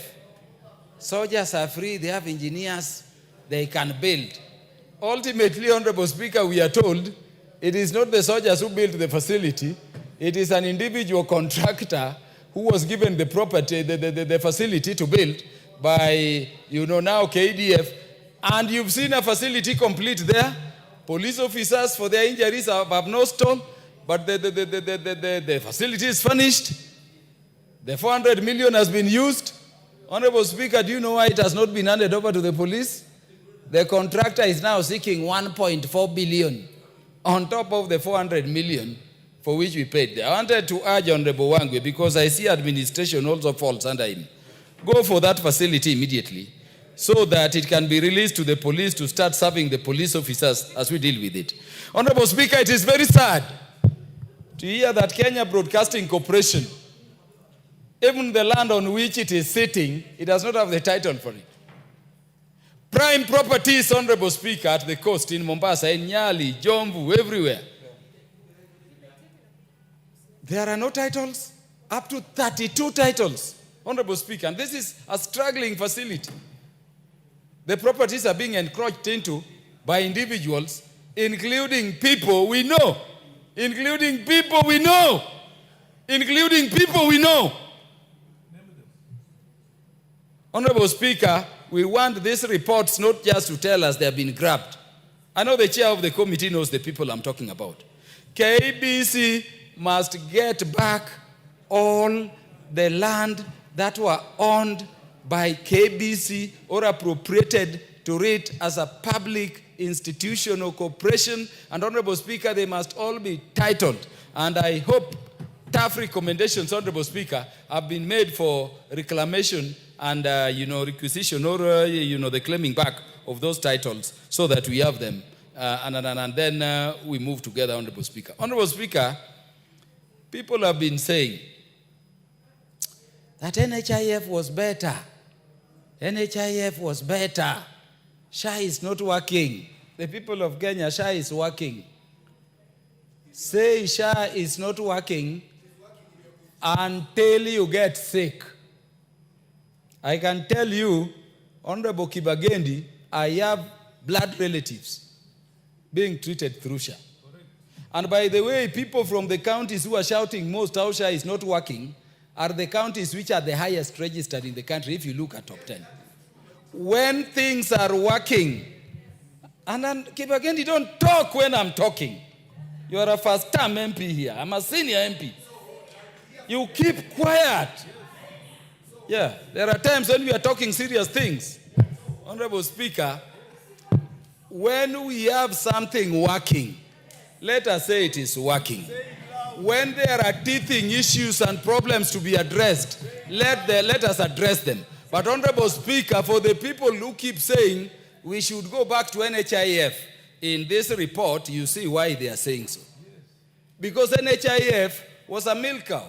It was an elephant put down. They were eating it. You are given a contract for 900 million and you get 3.9 billion and you do nothing about it. We are saying this parliament killed NHIF.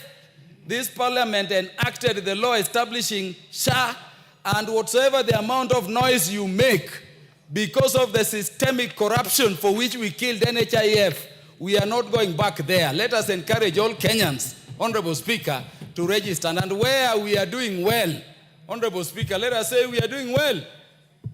We can say very many things. I heard people talking about Ruto at 3, against Hoof at 3. There is no government in Kenya since independence which at 3 years is doing better than this government. And I can say this without any shame. You know, all the others are 3 years. The Kibaki regime at 3 years, the Bomas draft had been rejected. Raila and others had been kicked out, Honorable Speaker, and now it was a tribal group running this country. And these are truth. Let us support the government. Let us support these initiatives. But Honorable Speaker, I recommend that for once we want to see what Wanjala refile, the Committee on Implementation, is doing. We must bring people here, and not just the people who are in charge of those funds, but also the contractor. Honorable Speaker, with those very many remarks, I thank you. Yes. Honorable Member for Igembe Central, Honorable Karido.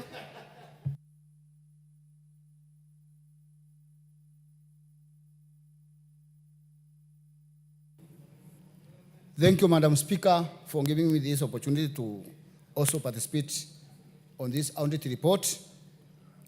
First and foremost, may I congratulate the team led by Honorable Wangwe for this great work well done. Madam Speaker, the audit report's recommendations must be followed to the letter. In order for them to be worthy, we need these recommendations followed, and we need to be seen working and doing what is right. Madam Speaker, I will not dwell much on this SHA, NHIF, and the like issues, but I will dwell most on land issues.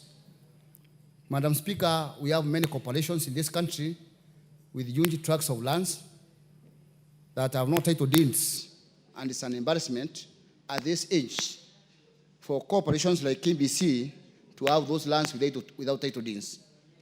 Madam Speaker, we have institutions, like in my constituency in Meru County, Egembe Central, we have public lands, Madam Speaker, owned by learning institutions without title deeds. And most of them have been grabbed.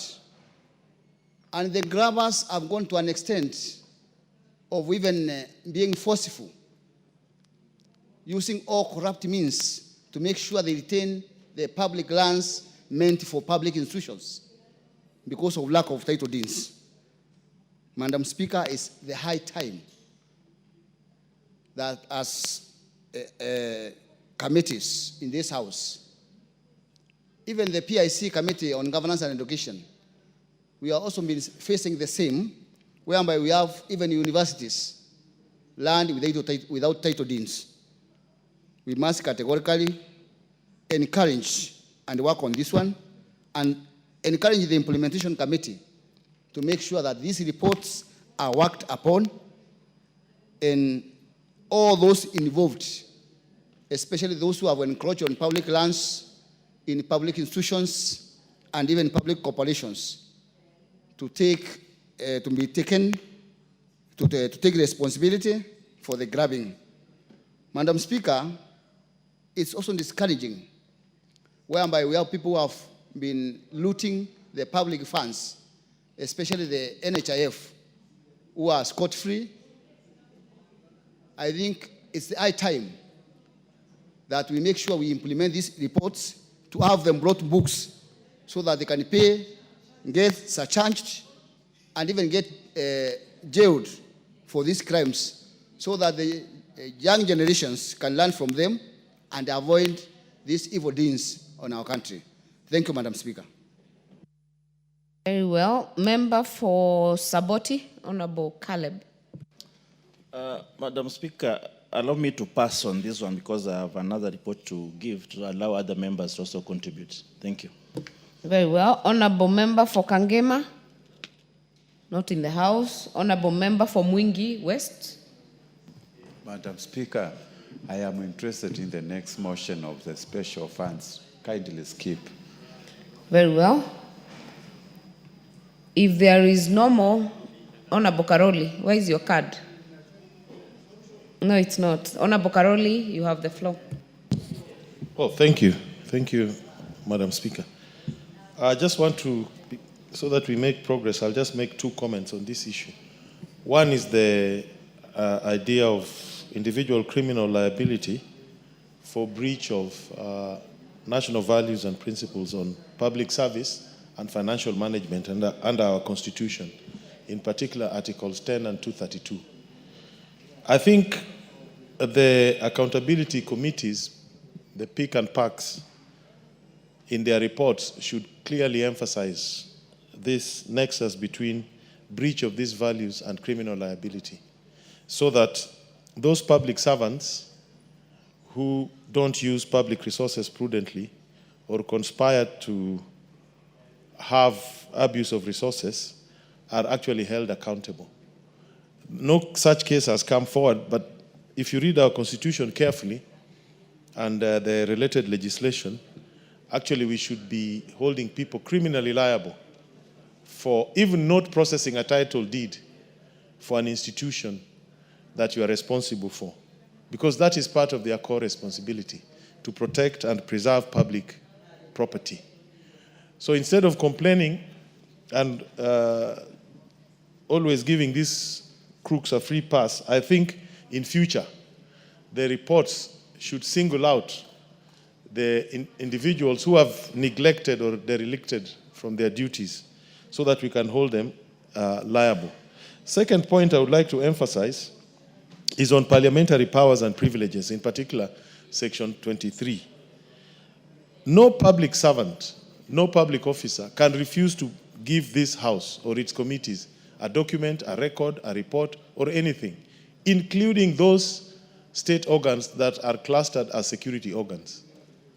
In other words, we have full powers to summon and receive any document that we require for our work. So those who have actually denied the committee access to certain documents have actually broken the law. And instead of summoning them or fining them, we should file a criminal complaint for them to be taken to court, because that is what Section 23 of Parliamentary Powers and Privileges Act says. No officer and no state organ, including the security organs, can refuse to give to this House a record, a document, a report, if we ask for it.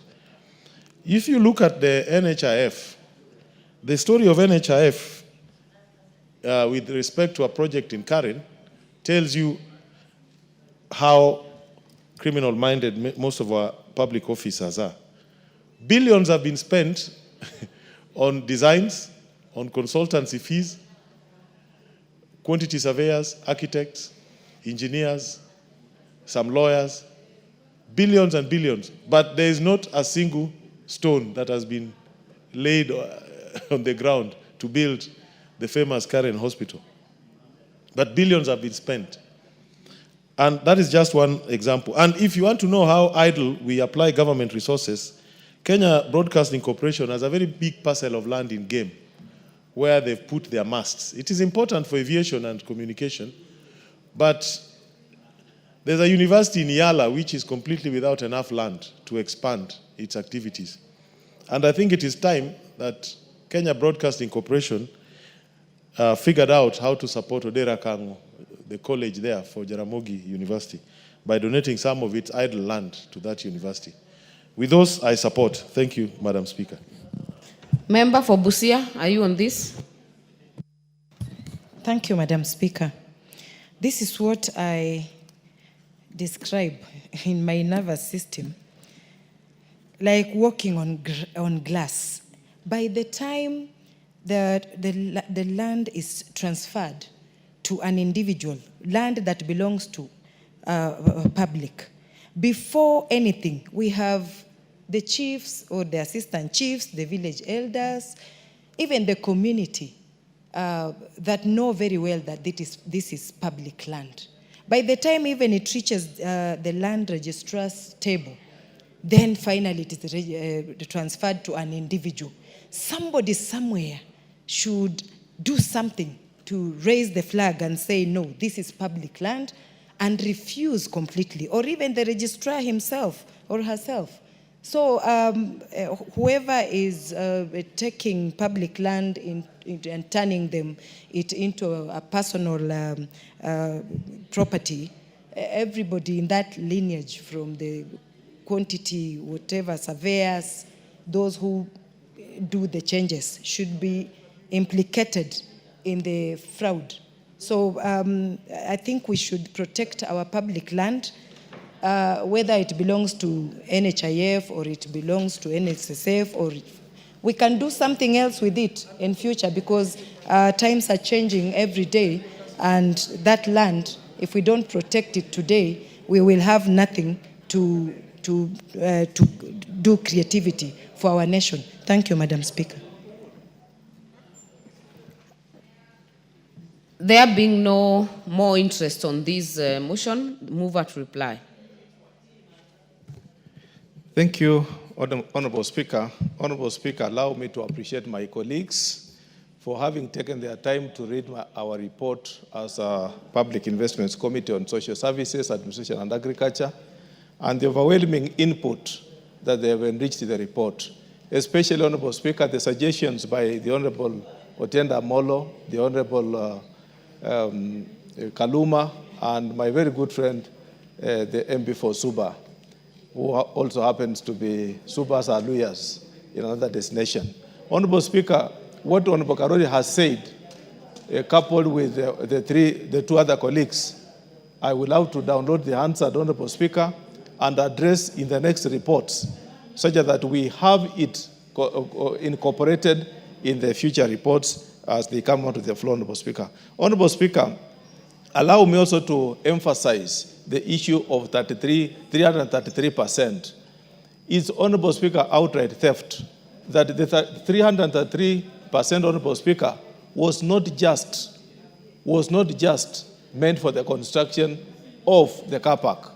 Instead, Honorable Speaker, there was so much lumping inside the figure such that if you open up the figure, Honorable Speaker, which I want EACC to listen and take it serious, if they open up the 337%, Honorable Speaker, what you will find is that after the closure of the accounts by the public works officers, the managing director, Honorable Speaker, and then opened the books, lumped figures into the amount, and ran away with the figures, Honorable Speaker. Therefore, it's upon EACC, Honorable Speaker, to really do it. And the way my colleagues have expressed anger onto that issue of 337%, let us see the action of that happening with the follow-up of the implementation committee. Otherwise, Honorable Speaker, I'm very grateful to my colleagues. And as I beg to move to reply, wish to request that, Honorable Speaker, within the reading of Standing Order 53, subsection 3, request that you defer the putting of the question of this report. Thank you, Honorable Speaker, and I beg to reply. Very well, and your request is assented to. The putting of the question will be done in the next appointed sitting. Honorable members, next order.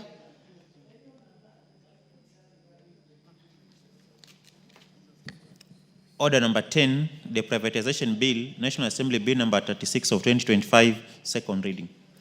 Honorable members, this order on request of the mover will be stepped down for today's sitting. Next order. Next order was to be order number 11. On the request of the mover, we shall rearrange the order paper a bit, start with order number 12, and again order number 13, then come back to order number 11. So, next order. Order number 12, motion, consideration of the sixth report on the examination of financial statements of selected state corporations. Chairperson, Public Investments Committee on Social Services, Administration and Agriculture. Is it Honorable Wangwe? But being moved by member for Saboti. Yes. If I got it right. Yeah, yes. Yes. Honorable Caleb. Yes, thank you, Madam Speaker. And thank you, Chairman, for giving me the opportunity to move the report on your behalf. Madam Speaker, the Public Investments Committee on Social Services, Administration and Agriculture is one of the 6 watchdog committees in this 13th Parliament that examines reports of the Auditor General laid before the National Assembly to ensure efficiency and effectiveness in the use of public resources. So therefore, the committee is established under the National Assembly Standing Order. Honorable Caleb, maybe your chair didn't guide you on the procedure. Yes. Kindly move the motion as is on the order paper, then go to the details. Ah, okay, sorry. So I beg to move the following motion: the 6th report of the Public Investments Committee on the Social Services, Administration and Agriculture on the consideration of the Auditor General's reports on the financial statements of selected state corporations, on the adoption of the Auditor General's reports on the financial statements of 4 state corporations. Honorable Caleb, kindly read the motion that this House adopts the way it is on the order paper for the record. Yes, that... the way it is. Do you have the order paper? I do not have, but I can quickly... Kindly give him the hard copy of the order paper.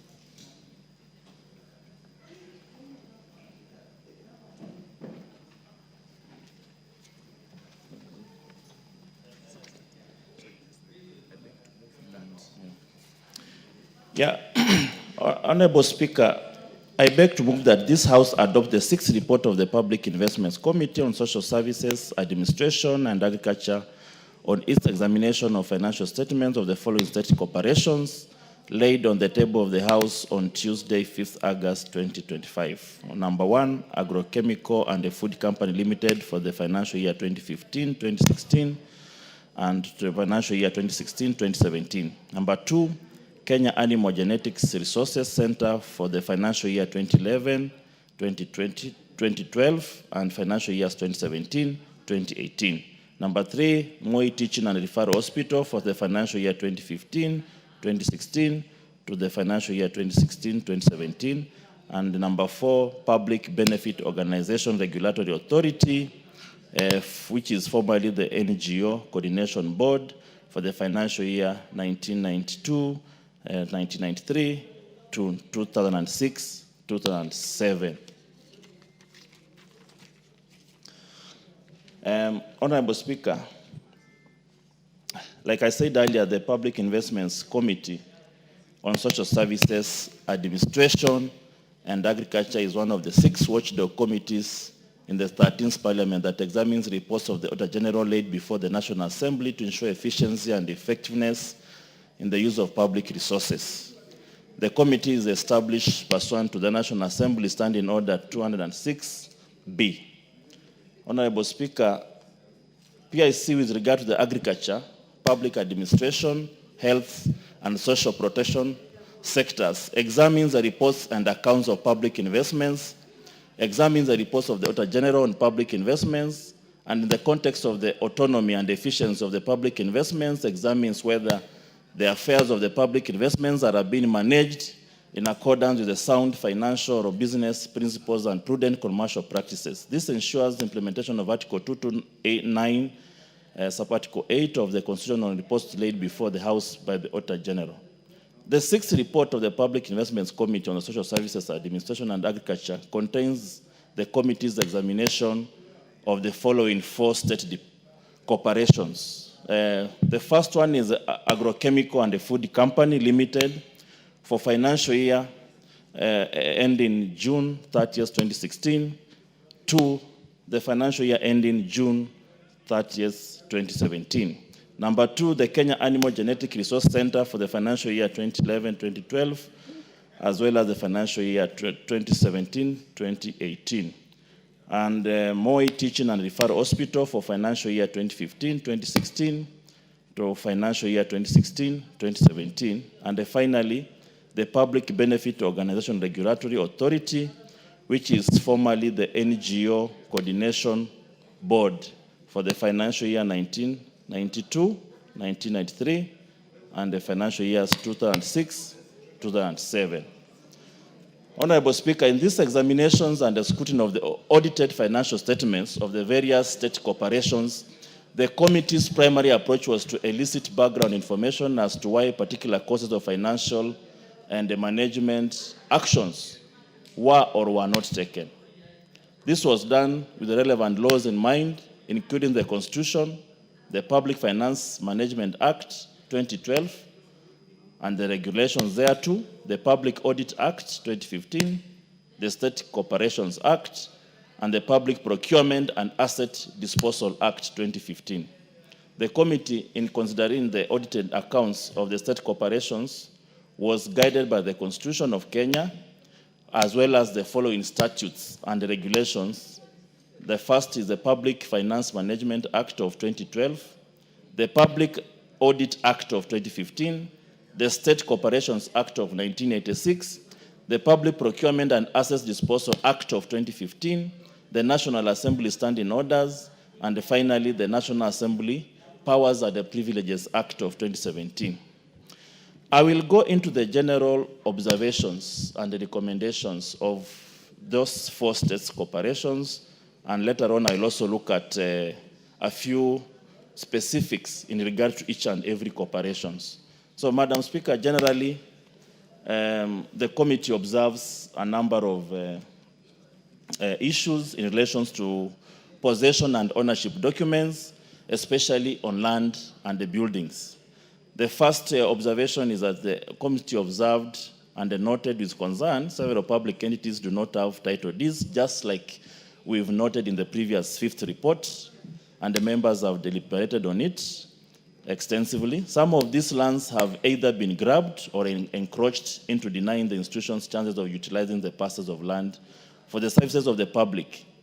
Such cases were noted in Kenya Animal Genetic Resource Center, which had 7 parcels of land with a total acreage of 168.08 hectares that were valued, and the center did not possess title deeds for the parcels. Similarly, Madam Speaker, Moi Teaching and Referral Hospital has a land where Uasin Gishu Memorial Hospital is situated, which has been subject to a court case between the hospital and the former directors for over 6 years. So what are some of the recommendations to this? First, the committee recommends that within 3 months upon adoption of this report, the accounting officer erstwhile for the respective state corporations should liaise with the principal secretaries for the respective state departments in line ministries and the National Land Commission to fast-track the process of acquiring the title deeds, to resolve the ownership disputes and ensure legal actions are taken against private individuals who have illegally acquired public land. The second recommendation, Madam Speaker, is that within 3 months upon the adoption of this report, the Inspector General for the Inspectorate of State Corporations, in collaboration with the Attorney General, should compile a report of all the public lands with ownership disputes in various courts and submit to the National Assembly to be used as a basis of initiating inquiries on ownership status of the public lands and repossession where applicable. Also put caveats on all the parcel of state corporations land that are in private hands. There is also, Madam Speaker, the second observation that is general to all these institutions, delay in availing documents to Auditor General. This is now a tired line that has been observed in all the PIC reports, because most of this lack of documents availing at the time of audit is across the state departments, and these have been observed as a general observation. And in this case, Madam Speaker, the committee also observed that some accounting officers did not avail complete and reconciled financial and accounting records, as well as the documentations in time for audit review and verification during the audit exercise, leading to unnecessary queries. These are some of the queries that could have been avoided in our view if these documents were availed. This is, however, Madam Speaker, is contrary to the provisions of Article 226 of the Constitution and the Section 68(2) of the Public Finance Management Act 2012, which requires that the financial and the accounting records are presented within 3 months after the close of the financial year. Section 62 of the Public Audit Act of 2015 obligates accounting officers to provide the required documents for the audit failure to which they may be sanctioned.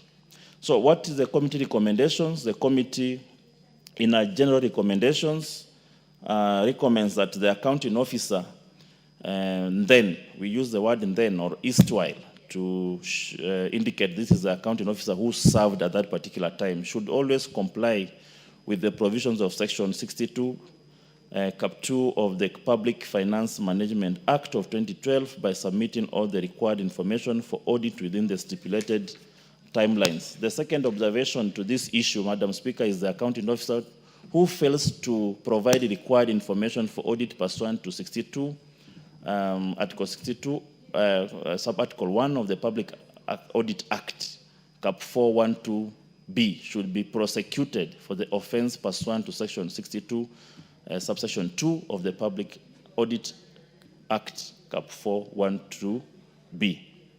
There was also the delayed accountability of interest. This is also a common audit query across these state departments. And the committee also observed similarly that some state corporations were in breach of Section 71 of the Public Finance Management Act, Cap 412A, and the attendant regulations that require surrender of interest within 7 days upon conclusion of the assignment for which the said interest was issued. What is the committee recommendations? The committee, under the guidance of Chair, recommended that the accounting officers should ensure that interest advanced to officers is surrendered within the stipulated period of 7 days after return to the workstation in accordance with the Section 93 of the Public Finance Management, which is the National Government Regulations 2015. The second recommendation, Madam Speaker, is that within 3 months of the adoption of this report, the accounting officers who will have failed to take necessary steps to ensure that all outstanding interest within their jurisdictions are recovered from the due date should be surcharged the full amount due. And lastly, the accounting officer should submit a status report with evidence of recovery to the Auditor General for audit and reporting. Now, Madam Speaker, we look at the specifics on the observations as well as recommendation in each one of the 4 state departments briefly. And I'll start with one of the common audit queries that were raised during the committee sittings. One is a going concern.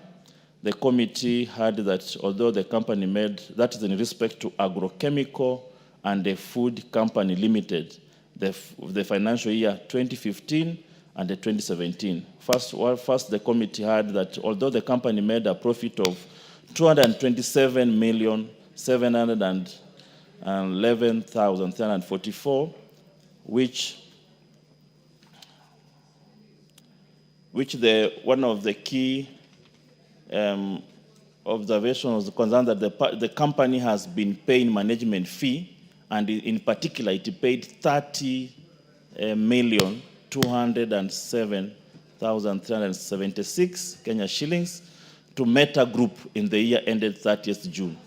2016 as management fees for having seconded a chief executive officer. This was despite the fact that the company reported negative working capital of 7,112,908,196 Kenya shillings as at 30th June 2016, and a net loss of 227,711,344 Kenya shillings. Madam Speaker, the company is currently under the privatization process, and the due diligence had been done awaiting approval. However, the process has taken quite some time. The company, therefore, is technically insolvent. So what were the committee recommendations? The committee recommended that within 3 months upon adoption of this report, the ESCC should review the operations of the company with a view to establish whether there were any improprieties in the running of the company and acquisition of the government of Kenyan loan. The ESCC should, among other things, review the historical background of the company since inception to date, the shareholding status of the company, capital contribution per shareholder, the CR12, and the terms of management contract between agrochemical and the Meta Group, and submit a report to Parliament on its findings. I will go to the second issue that was common in this particular state department, state corporations, on the capital works in progress in the year 2016-2017. The committee observed that capital work in progress for projects was 13,469,200 Kenya shillings were terminated after being deemed inviable. The second observation, Madam Speaker, is that a feasibility study on the construction of new molasses preparation station was deemed to have been carried out, but eventually upon completion, the cost of implementing the project was way above the budget, hence not viable. It was not clear how this translated to inefficiency in terms of cost-benefit analysis, if at all the feasibility study was genuine and the project was implemented within the timeline. And lastly, the observation here was that the committee observed the contract documents for the projects were not provided to the committee for the review. So what are our recommendations? Madam Speaker, the committee recommends the following: that within 3 months upon adoption of this report, the ESCC should review the procurement process for the projects and the feasibility study report with the view to establish whether there were any improprieties should any officers be found culpable. The Director of Public Prosecution to take the necessary legal action. The second issue is on tax matters. Madam Speaker, the committee observed that the matter was deliberated on 21st PIC report, where the National Treasury approved the waiver of withholding tax and exempted the company from payment of withholding tax on government-guaranteed loans in September 27, 2010. However, KRA has not granted the company letter vacating the demand of the tax. Secondly, Madam Speaker, the matter had been referred to the tribunal and the judgment for setting aside the withholding tax made in favor of the company. However, there were no documents to show that KRA had vacated the demand.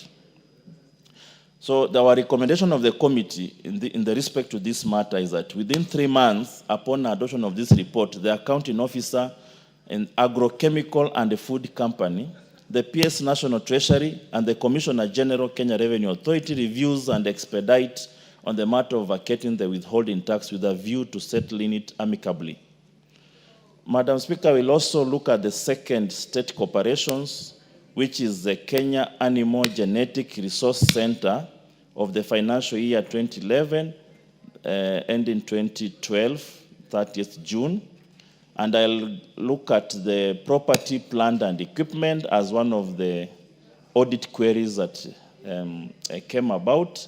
So the committee observed a number of issues, among them the Public Finance Management Regulation, National Government, Section 139, which requires accounting officers of national government to take full responsibility and ensure proper control systems are in place to safeguard the assets. Secondly, the international accounting standards, which require entities to disclose sufficient, relevant, and representationally faithful information about property, plant, and equipment to enable users of its financial statements to understand and evaluate the effect property, plant, and equipment has on the financial position, financial performance, and cash flows of the entity. Secondly, Madam Speaker, the accounting officer failed to include in the financial statements the value of parcel of land LR number 22375 and LR number 22387, or approximately 75 acres and 358 acres respectively, due to lack of ownership documents. The last observation, Madam Speaker, among others, is that the center had developed the land with investments in buildings with a net value of 328,566 Kenya shillings, as well as other developments, though the land belongs to the former Ministry of Livestock Development. What was the committee observation to this query is that the committee observed, the committee recommendation to the above observation is that the committee recommends that the council reprimands, the committee reprimands the then accounting officer for failure to adhere to the relevant laws and the standards guiding on presentation of property, plant, and equipment, such as Public Finance Management, National Government Regulations 2015, and International Public Sector Accounting Standards. Subsequently, the accounting officer must always ensure the correct value of assets are disclosed in the financial statements.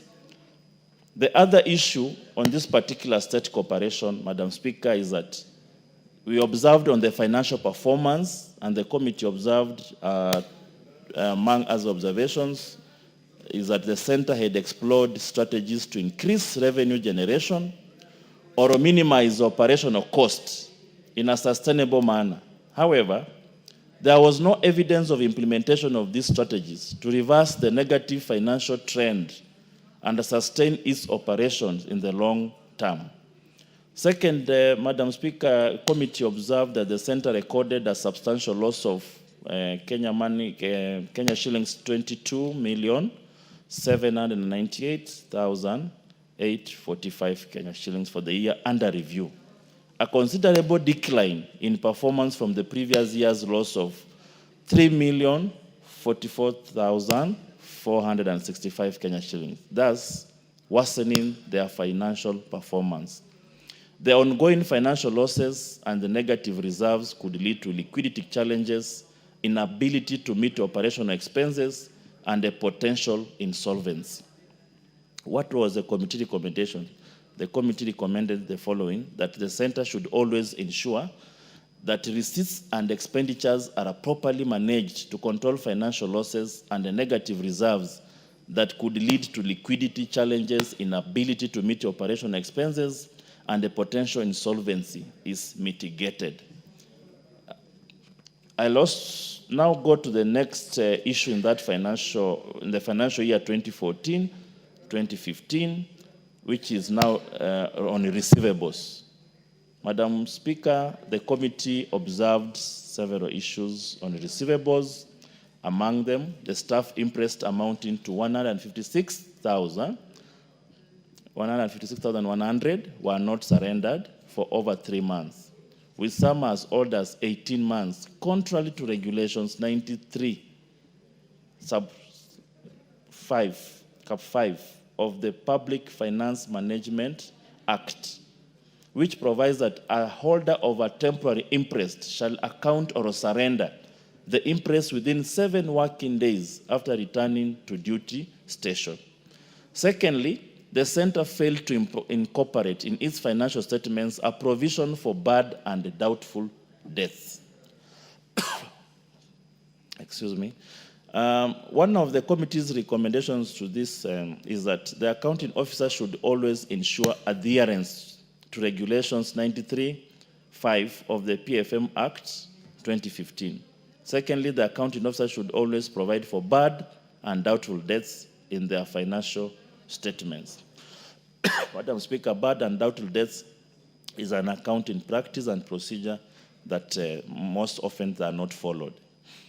I will go to the financial year 2015 and 2016, and the committee observes the following on the receivables: that the center failed to incorporate in its financial statements a provision for bad debts, just like I mentioned above. So what is the committee recommendation to this? The committee recommends that the accounting officer should always provide for the bad and the doubtful debts as it is required by the financial acts guiding the accounting principles. There is also the issue on non-payables that was observed in the year 2016, 2017, and the committee observed the following in that particular financial year. One, that the trade and the payables amounting to 40,295,136 Kenya shillings had been outstanding for over a year. The accounting officer was in breach of Section 53(8) of the Public Procurement and Assets Disposal Act, Cap 412C, which prohibits the commencement of any procurement proceeding until certified that there are sufficient funds to meet the obligation of the resulting contract are reflected in the approved budget estimates. Madam Speaker, what was the committee recommendation to this observation? The committee recommended that the committee reprimands the then accounting officer. In some paragraphs, you may use the word erstwhile to just indicate the former. It is one and the same thing. The then accounting officer for failing to adhere to Section 53(8) of the Public Procurement and Assets Disposal Act, Cap 412C. We also observed receivables from exchange transaction in the year 2017 and 2018, and these were our observation. Receivable balance amounting to Kenya shillings 8,175,186 Kenya shillings relates to debts that had been outstanding for over 120 days from Kagri agents. Secondly, receivables amounting to 11,205,625 Kenya shillings relates to agents who had exceeded their credit limits. Further receivables amounting to 15,434,519 Kenya shillings relates to agents without credit limits and or contracts. So what is the committee recommending? The committee recommends the following: that the then accounting officer be reprimanded for giving credit beyond the agreed credit limits and giving credit to agents with no credit limits and contracts. Secondly, the committee recommends that within 3 months upon adoption of this report, the accounting officer to furnish the committee with the current status of Kenya shillings 11,205,625 relating to credits issued beyond credit limits and 15,435,519 Kenya shillings relating to credits given to agents without credit limits and or contract. There was also issues that were observed in the biological assets. Madam Speaker, just for records and maybe for the sake of those who may not know, biological assets, this encompasses assets like trees, animals, generally livestock that have economic value but reproduce biologically. So some of these state corporations own such assets, and therefore they ought to be accounted for in the normal accounting procedure. So the committee observed that the trees valued at 1,058,000 were excluded from the statement of financial position as at 30th June 2018 under biological assets, contrary to the accounting laws of 27, which requires biological assets to be recognized at fair value. The accuracy of the financial statements prepared by the center was doubtful, and the center's assets management controls, tracking and reporting was weak. So what is the committee recommending? The committee recommends that within 3 months upon adoption of this report, the Principal Secretary, State Department for Livestock Development, in conjunction with the National Lands Commission, to fast-track the issue of Kagri land. The accounting officer of Kagri should value the biological assets and include the value in its financial statements. I will then go to our third state corporation, which is the Moi Teaching and Referral Hospital, and observe a few issues that are specific to these state corporations. One is on land, property, plant, and equipment. And Madam Speaker, committee observed that the audit issue had been addressed in the 21st Public Investments Committee report, where it was recommended that the hospital should expedite the hearing and the conclusion of the court case and to ensure that its assets are registered in the hospital's name. The case is also still pending in court of appeal, and the issue had been forwarded to the National Land Commission for appropriate determination.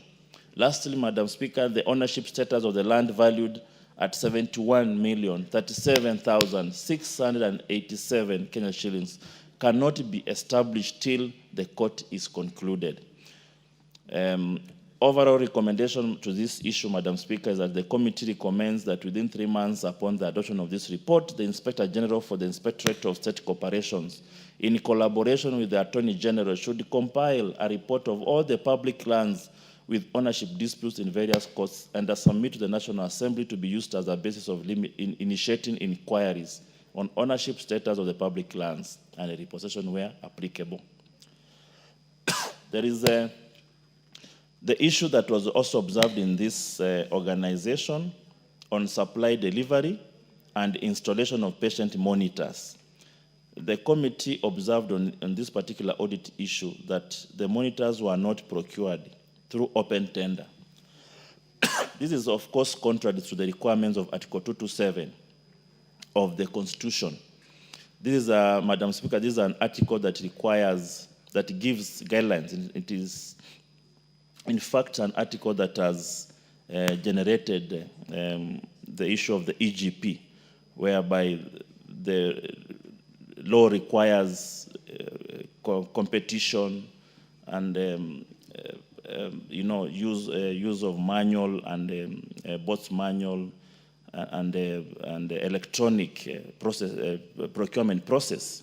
And this particular law, in this case of acquiring monitors, which states that when a state organ or any other public entity contracts for goods or services, it shall do so in accordance with a system that is fair, equitable, transparent, competitive, and cost-effective.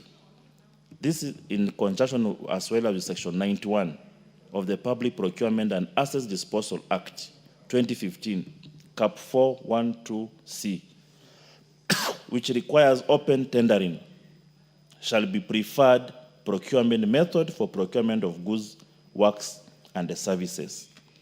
Madam Speaker, there is also the hospital did not provide a valid contract agreement signed between it and the suppliers for audit verification that was observed by the committee. Lastly, there was no justification to circumvent procurement law and the conditions prescribed for using procurement methods other than the preferred open tender were not fulfilled. It was not demonstrated why the hospital did not procedurally renew the contract. So what was our recommendation to this observation? The committee reprimands the then accounting officer for breach of Article 227 of the Constitution and Section 91 of the Public Procurement and Assets Disposal Act. Madam Speaker, breach of the requisite accounting laws is a serious offense, and that's why the committee gave this particular recommendation, so that to curb this particular accounting menace.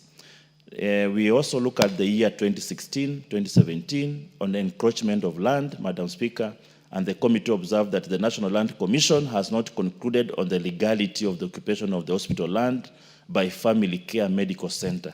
It is therefore not clear how the Family Care Medical Center acquired the title deed for the land inside the boundary of the Moi Teaching and Referral Hospital. What is the committee recommending? The committee recommends that within 3 months upon the adoption of this report, the National Land Commission to expedite the conclusion of the ownership of the disputed land and submit its report to the National Assembly. The second issue is that there was irregular procurement of 64 slice CTV scan machine.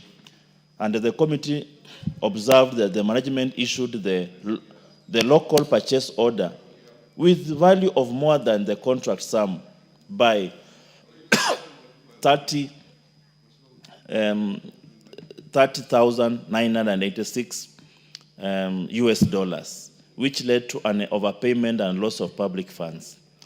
Secondly, the management did not include the procurement of the equipment in the procurement plan, and they used direct procurement method contrary to sections 91(1) and 3 and section 53(2) of the Public Procurement and Assets Disposal Act 2015, respectively.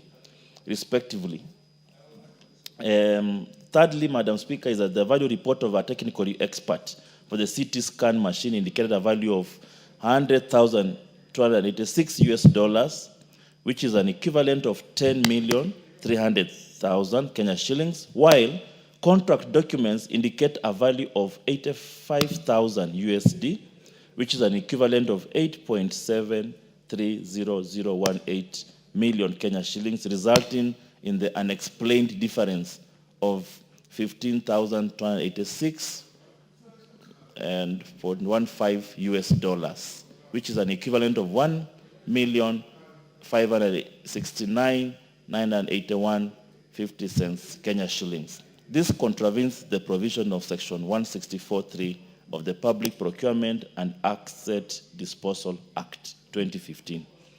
What is the committee recommending? The committee recommends that within 3 months upon adoption of this report, EACC should investigate whether the provision of the Public Procurement and Asset Disposal Act 2015 with respect to trading of the old CT scan machine and the acquisition of the 64 slice CT scan machine were complied with, and whether there were improprieties in the process. If any officer is found culpable, he or she should be held personally liable for the loss. Director of Public Prosecution should also initiate a legal process to recover the amount so lost from the concerned officer at the prevailing Central Bank of Kenya rates. Madam Speaker, I will go to the last state corporation, which is the Public Benefit Organization Regulatory Authority. This is the current name, but formerly it was the NGO Coordination Board. We look at the financial years 1992, 1993, all the way to 2006, 2007. What are the issues that were prominent here? There was unqualified, they were given unqualified report in the first instance. And if you look at the financial year 2000 and 2002, you'll find the committee have observed several issues. Among them, the board was issued with an unqualified report for the financial year 2000 and 2001. Unqualified report is one of those audit rating parameters of audit reports. And then the committee now recommends the accounting officer should continue upholding the sound financial management practices. The committee also looked at the financial year 2001, 2002, and observed irregular donations. The board irregularly incurred an expenditure of 129,000 in respect of donations for Harambes and the funeral expenses, contrary to Section 12 of the State Corporation Act, Cap 446. The committee recommends, therefore, the accounting officer should at all times comply with the requirements of Section 12 of the State Corporation Cap 446. There was also an observation in years 2003, 2004 on unqualified report, and the committee observes that the board was issued with an unqualified report for the financial year. So we recommended that the accounting officer should continue upholding sound financial management practices. Madam Speaker, the year 2004, 2005, also the committee observed on the unqualified report, and the board was also issued with an unqualified report like in the previous year. The recommendation is the same. The accounting officer should, of course, at all times uphold sound financial management practices. We also looked at the financial year 2005, 2006. On the same was also observed and qualified report, and basically the committee also gave the same recommendation, the same observation. The accounting officer should continue upholding sound financial management practices. There was also auditory issues in years 2006 and 2007 on the same unqualified report, and observation, Madam Speaker, was the same, that the accounting officer should continue upholding sound financial management practices. Madam Speaker, as I conclude, is that you look at these four state departments juxtaposed by the previous report that has been deliberated on by these members of this great parliament, that there are issues that are the same. On land issue, title deed, that all these public institutions have a problem on acquisition and ownership of title deeds that is running many years, since time immemorial, since inception of this institution. And Madam Speaker, this parliament in its wisdom saw that we should not have one public investments committee, and ensure that we have three public investments committee, one to look at the education and administration, the other one to look at energy and the commercial, and the other one to look at agriculture and the social services. This was in fulfilling of some of these reports that have been pending before this House for many years. Audit reports by law are supposed to come to this House, Madam Speaker, within 3 months of audited. The audit process, the audit cycle itself, gives the Office of the Auditor General timeline between June and December, 6 months to do the audit, and give that audit report to Parliament, and the Parliament is supposed to process these audit reports and give a report within 3 months. Madam Speaker, if you look at that timeline, when the audit report is supposed to have come to this Parliament in December, when the Parliament is even on recess, and in January we are still in recess, basically you have only 1 month to have looked at this audit reports of almost 200 and 300 state corporations. It is practically impossible. And this is what has condemned some of these reports to be long overdue. They have not been looked for a long time. We are looking at audit reports of state corporations for years running from 1992, before even the Vice Chair was born, Madam Speaker, that we are...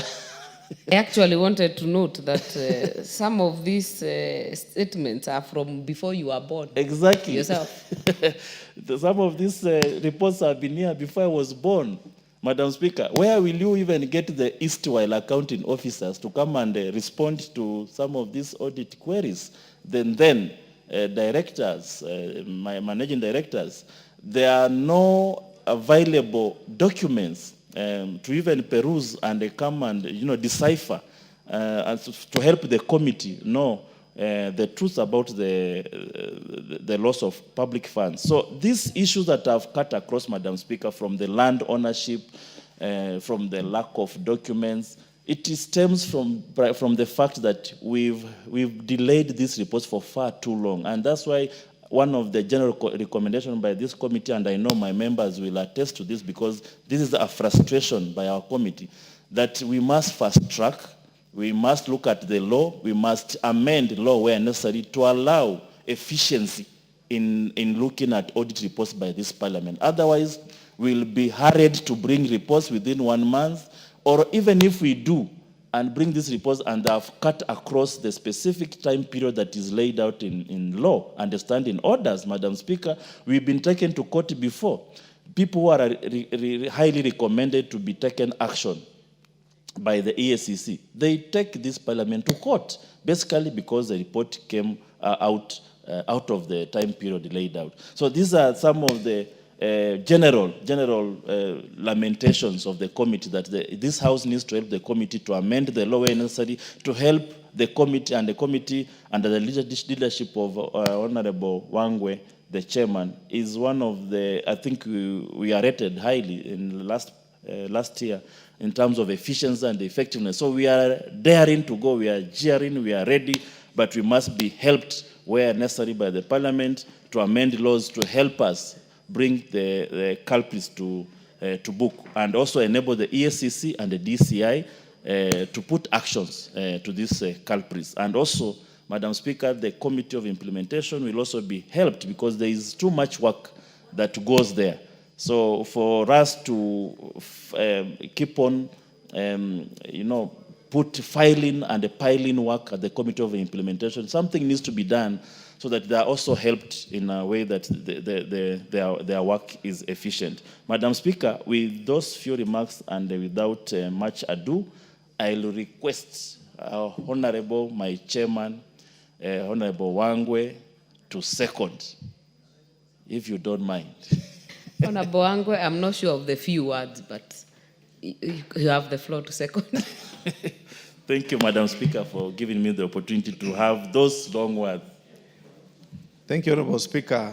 Honorable Speaker, allow me to second this report and make a very, very light comment on the Vice Chair who has ably moved this report while I was listening. Honorable Speaker, allow me to congratulate the Vice Chair for having graduated a few days ago with his Master's in International Relations and top class from one of the very greatest universities in this country. It's important that, Honorable Speaker, you always have someone who can take over the mantle when time comes. And you test him, and you can see what he has done. It's commendable.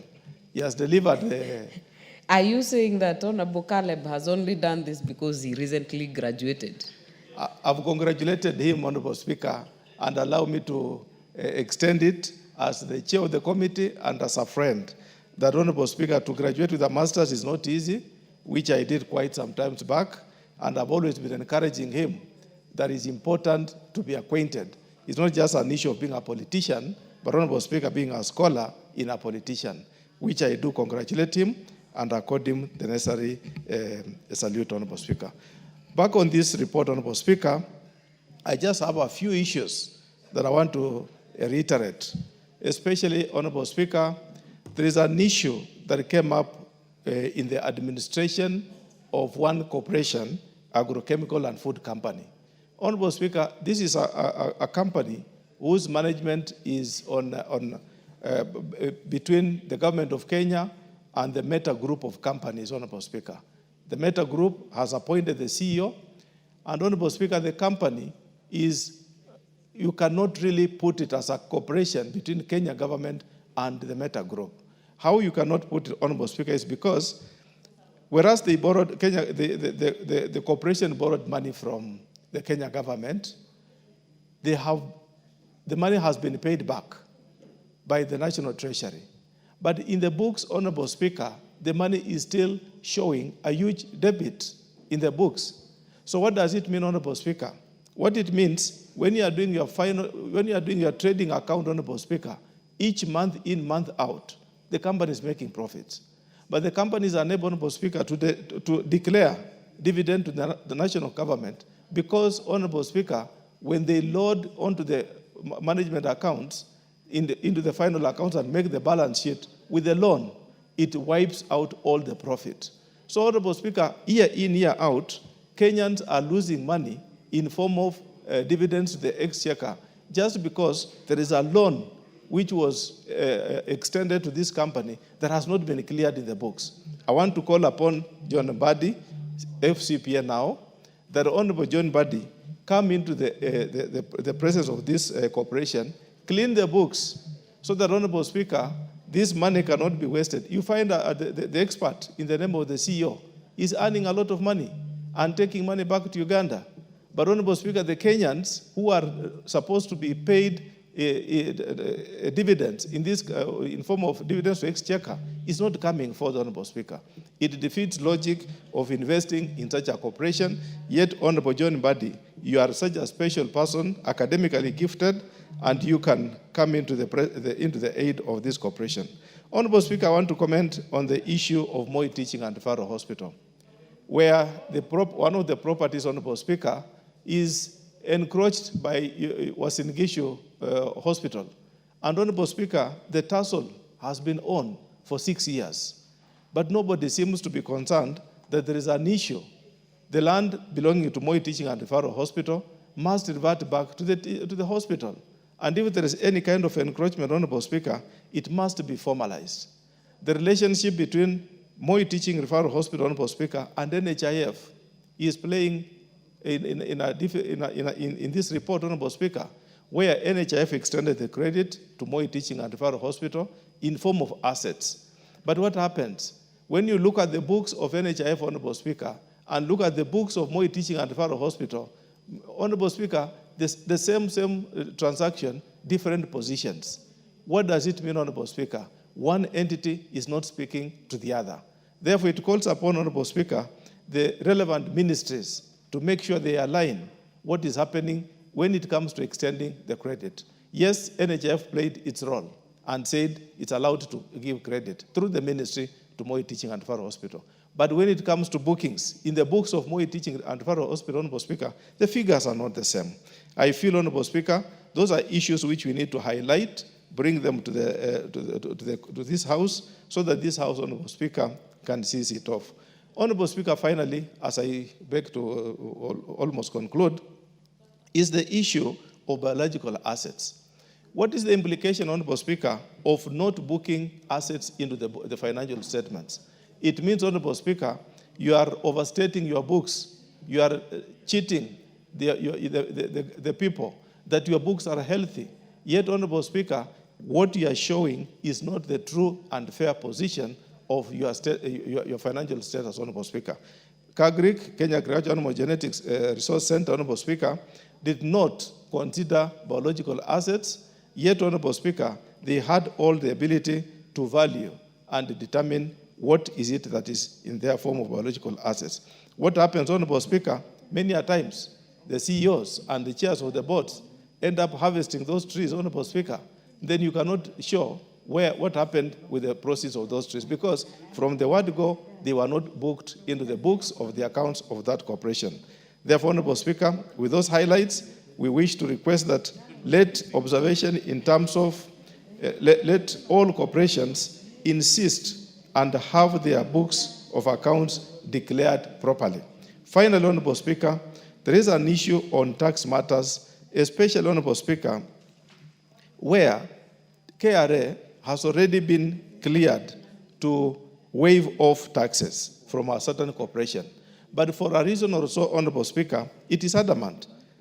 This report, Honorable Speaker, refers to the 21st report of PIC last Parliament, Honorable Speaker, where the National Treasury approved the waiver of withholding tax and exempted the company, which is agrochemical, Honorable Speaker, from paying withholding taxes on government guaranteed loans. Honorable Speaker, they have not effected. What is the problem? Why is it that KRA cannot listen to the National Treasury?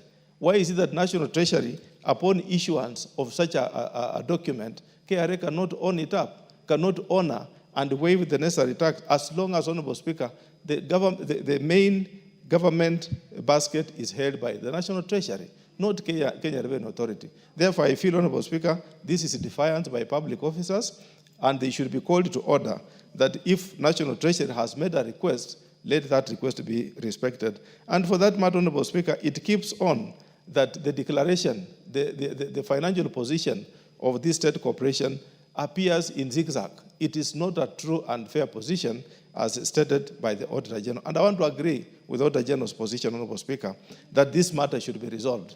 And this House, Honorable Speaker, upon approving this recommendation and the Committee on Implementation following it up, it should now take it upon that National Treasury and KRA must conclusively conclude this matter so that our corporations are free from any undue tax obligations. Otherwise, I appreciate, Honorable Speaker. I want to thank you for giving me the opportunity. Honorable Speaker.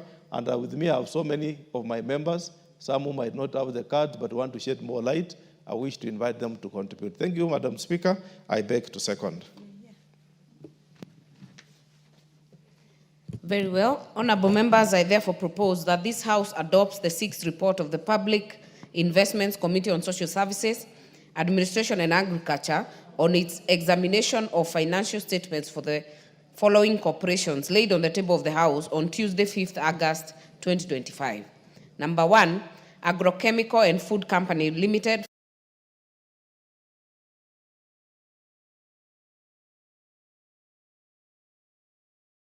Resources Center for financial years 2011-2012 to 2017-2018. Number 3, Moi Teaching and Referral Hospital for financial year 2015-2016 to 2016-2017. And finally, the Public Benefit Organization Regulatory Authority, formerly NGO Coordination Board, for financial year 1992-1993 to 2006-2007. Member for Turkana East, Honorable Nicholas Gikolong. Thank you, Madam Speaker, for giving me this chance to contribute to this report from my committee of PIC. Madam Speaker, I just want to start by saying congrats to my colleague, my vice chair, for what he has achieved in his life, career.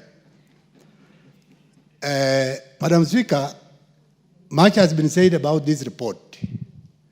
And as you look on the entire report from all the procedural bodies, which you are forwarded by the Auditor General to our committee, Madam Speaker, you can see there is a need for this House to have some laws to guide the implementation of the activities of this organization when it comes to the matters of money, on the issue of utilities they have, and all the issues affecting these parasocial bodies. Madam Speaker, there are some things which are, according to the report from the witness, which came before our committee on the running of this organization, parasocials. Madam Speaker, I find that there are so many delays in giving of the document needed by the Auditor General on matters of finances of this organization. And therefore, there's a need to have laws which can go a long way with this organization in the running of the entire work of this parastatals. Madam Speaker, as you can see, there were issues which were raised by the witnesses when they came before the committee.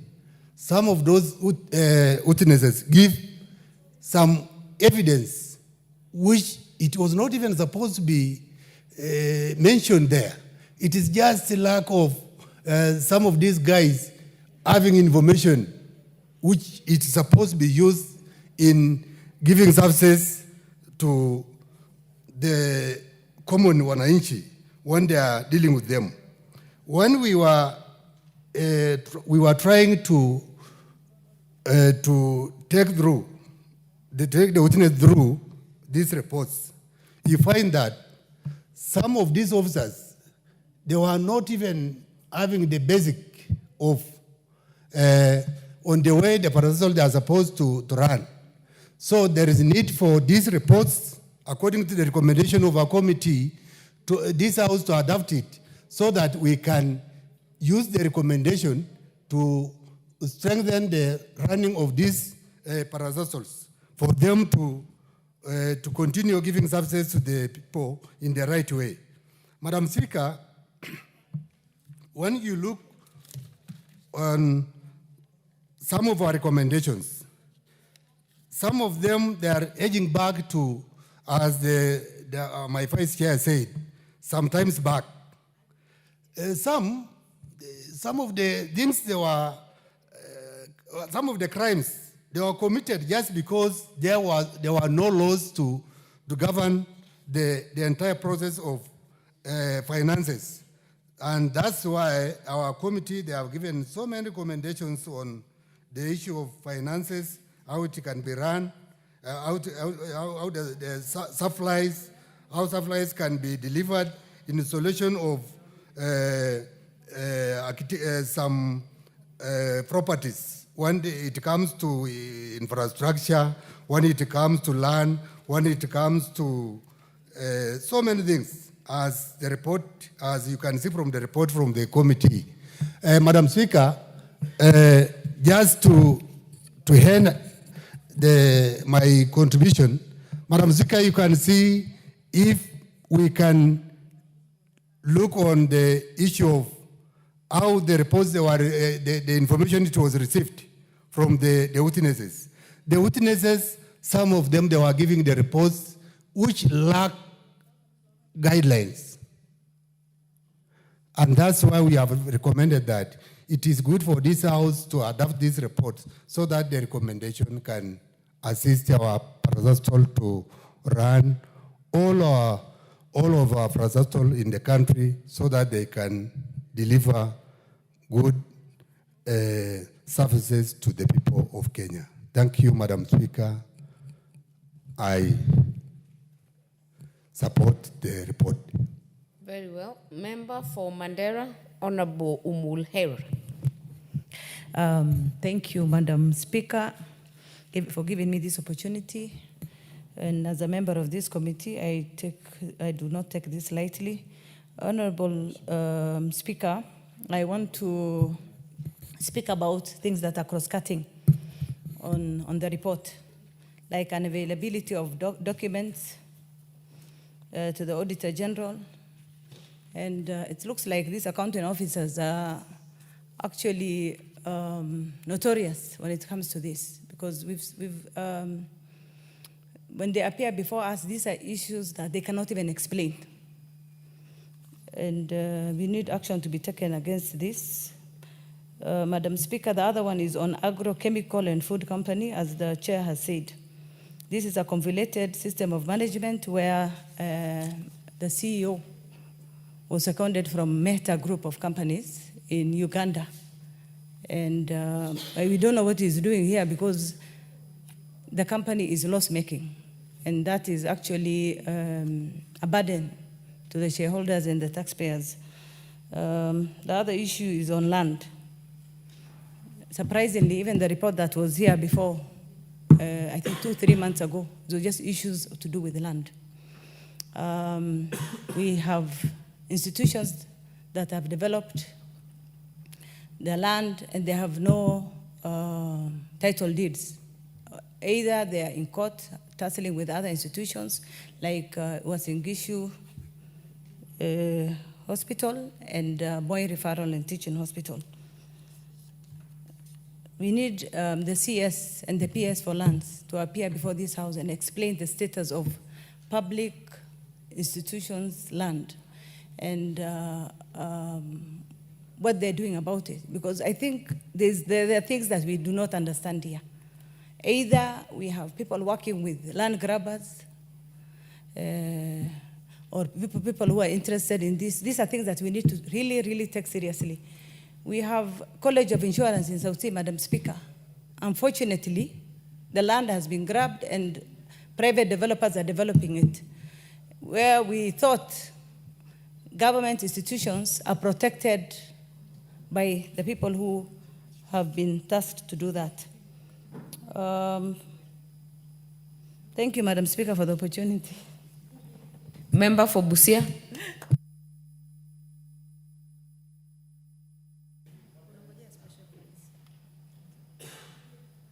Are you on this, Honorable Omanyo?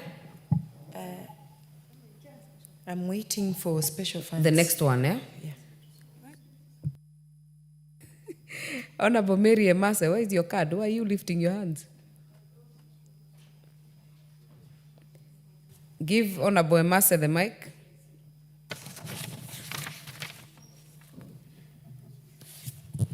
Thank you, Honorable Speaker. Unfortunately, today I seem to have misplaced my card, but I wanted to contribute to this motion. I have the mic. Honorable Speaker, I just want to add my voice in support of the recommendations by the Committee on Implementation. And I want to touch on a few areas. One of them, Honorable Speaker, is on land. This issue of land is cross-cutting and it's affecting so many parastatals and government institutions. You find most of the organizations do not have ownership documents for the land. And I'm really surprised that KBC has 32 parcels with no title deeds. And this, like I said, cuts across, is mirrored in so many other institutions.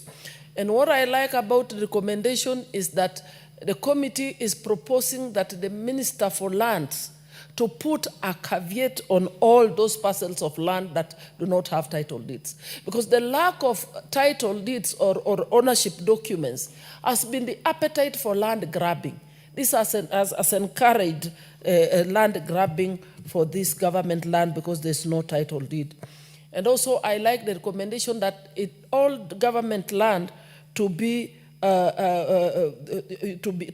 titles be done in the name of National Treasury to hold the trust for these lands for government. And also on interest, we look at so many other audit reports for many of these government institutions, even MDS. You'll find that there is a lot of, many officers are given interest and there are no surrenders within the stipulated period as backup 412 of the PFM, 412A of the PFM, that demands that you should surrender interest within the 7 days from the day it has been issued. And what is surprising is that you will find an officer has been given interest repeatedly, yet this officer has not surrendered the previous interest. And therefore the recommendation by the committee that if such cases persist or continue to happen, then the accounting officer be surcharged. That is commendable coming from the committee. And Honorable Speaker, also on the issue of land or litigation on land, cases are taking too long. And therefore, I think the committee should even have recommended that the Cabinet Secretary for Lands to liaise with the Chief Justice so that these cases can be fast-tracked and be concluded to allow for registration for this institution to be able to acquire ownership of these lands. Thank you, Honorable Speaker.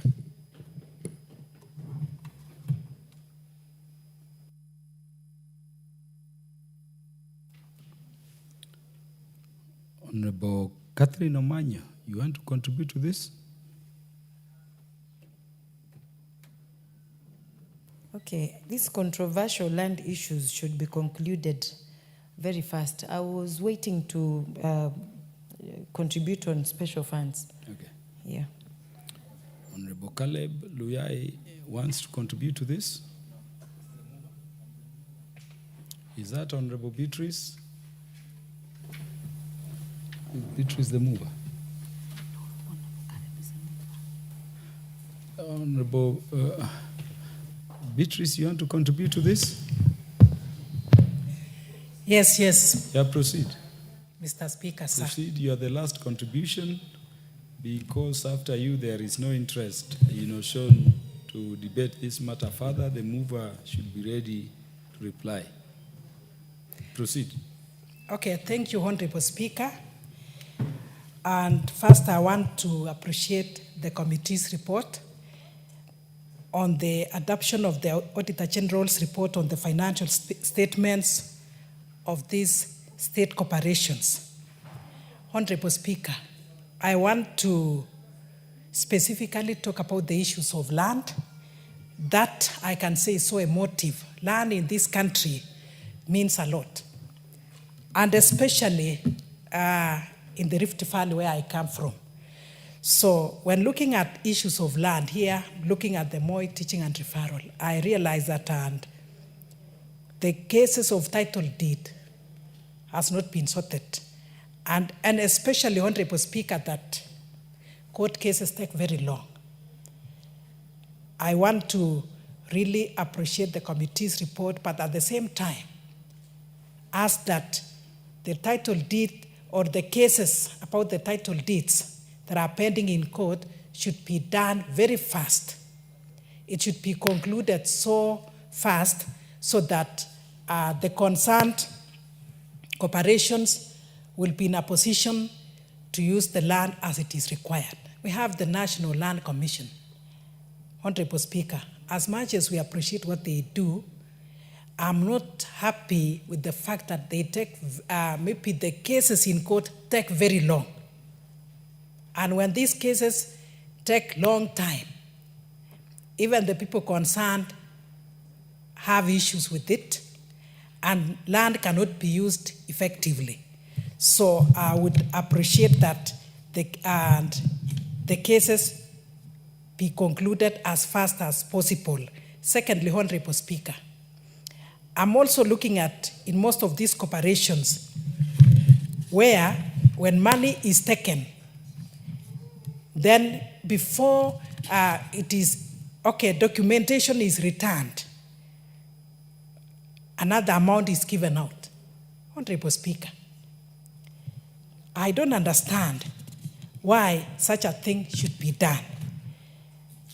This interest, when it is delayed or not accounted for, it becomes an issue.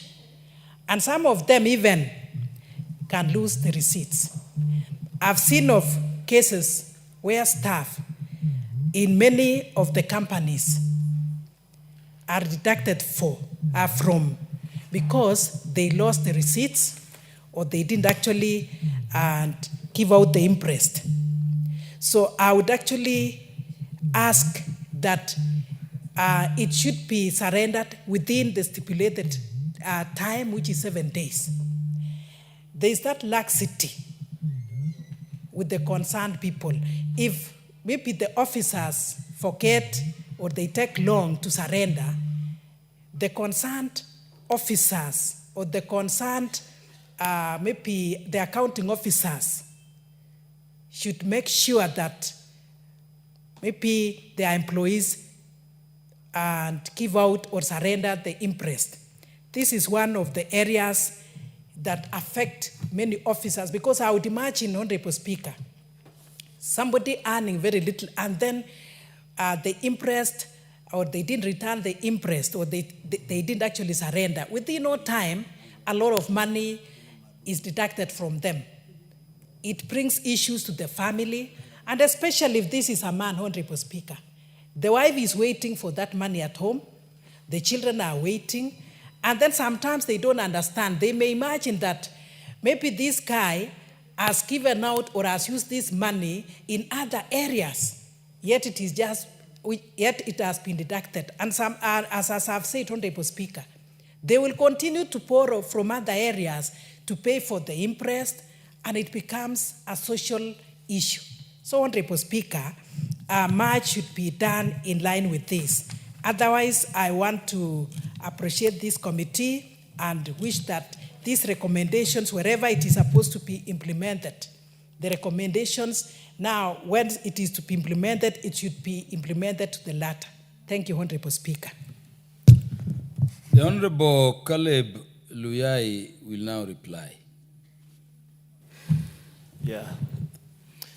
Thank you, Honorable Speaker. Honorable Speaker, first of all, I want to really appreciate the members who have contributed to this motion, led by my chairman here, Honorable Wangwe, for contributing and seconding, and also Honorable Mary Master, Honorable Manyo, Honorable Kasim, Honorable Nicholas, and the many others who have really augmented the voice of the committee on these 4 state corporations. Honorable Speaker, just in summing up all that they have said, this issue of land is so pronounced in most audit reports from the public institutions, which, Honorable Speaker, I think this should be the last time we are just talking about land-related audit issues. When we have National Land Commission, we have the Ministry of Lands that should work in collaboration with public institutions, that if public institutions are crying on ownership of land, what about the normal citizen? This is an issue that needs to be solved by the National Lands Commission once and for all. We should rub off this issue from our audit reports, because then it beats logic why we have public institutions and other public institutions are also.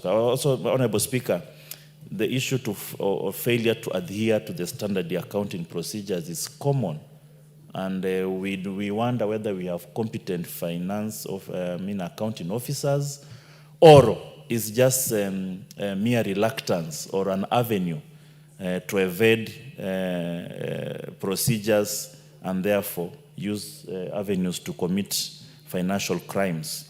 This is very pronounced in our audit reports, Honorable Speaker. And the last also, Speaker, that something that is also very common is provision, whether intended or otherwise, provision on doubtful debt. It looks like it's also an avenue where public officers mandated in this area, they use this accounting area as a way of siphoning money in pretense that either we have not provided for it or they provide for the doubtful debts and the bad debts irregularly. Honorable Speaker, with those few remarks and having gratefully thanked the members who contributed to this motion greatly, I beg to reply and Speaker, I'm seeking your attention. Speaker, I beg to reply and request that pursuant to Standing Order 53, Cap 3, that you defer the putting of question.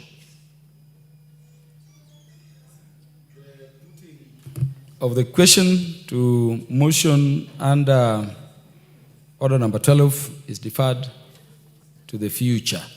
Thank you, Honorable Speaker. We revert to Order number 11. Please call Order number 11. Order number 11, motion, consideration of the report on the examination of financial statements for the Water Sector Trust Fund. Is the mover now ready? The Honorable Fatuma, proceed. Thank you, Honorable Speaker, for this opportunity. Honorable Speaker, I beg to move that this House adopts the following audited financial statements for Water Sector Trust Fund for the financial year 2018, 2019, 2022, 2023. Honorable Speaker, the committee received oral and written submission from Mr. Willis Ombai, the Chief Executive Officer, Water Sector Trust Fund, regarding the audited financial statement for the financial year 2018-2019 to 2022-2023. The submission formed the basis of the committee observation findings and recommendations.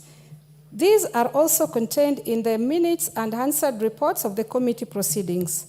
Honorable Speaker, in preparing and developing this report, the committee relied on the constitutional and legal provision on the public finance management and other enabling legislations as the basis for inviting the accounting officer of the Water Trust Fund to respond to issues raised by the Auditor General, as well as the additional information submitted on the administration and performance of the fund, to come up with general recommendations geared towards effective management and operations of fund, as well as improved accountability and financial reporting. Honorable Speaker, during the examination of the audited reports, the committee made the following general observation, amongst others, which apply across the 5 financial years.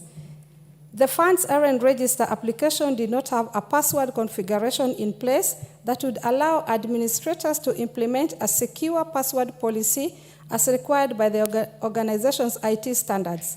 The committee recommended that the accounting officer ensures that the RN register application has a password configuration in place to allow administrators to implement password policy in line with the organization IT policy. The fund incurred expenditure for the installation of a system to support operations of water service providers, but this was done without evidence of approval for reallocating resources as required under the grant framework. The committee recommended that the management should provide a report to the Auditor General on the regularization of the expenditure and ensure strict compliance with financial management standards and applicable regulations. Consequently, the committee generally recommended to the accounting officer that the accounting officer should ensure that all applicable accounting and financial control system standards, laws, and procedures are followed in the preparation of the financial statement compliance with the Public Finance Management Act 2012. Order, Honorable Fatuma, mover of this particular motion. I'm sorry. I know you moved, but I'm being informed that you've not moved in the format required. So kindly move, then just continue the debate for the avoidance of doubt. I beg to move that the House adopts.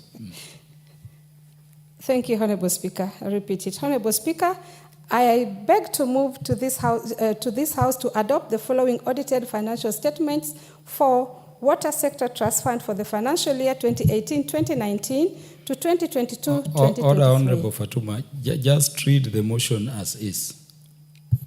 I beg to move that this House adopts the report of the...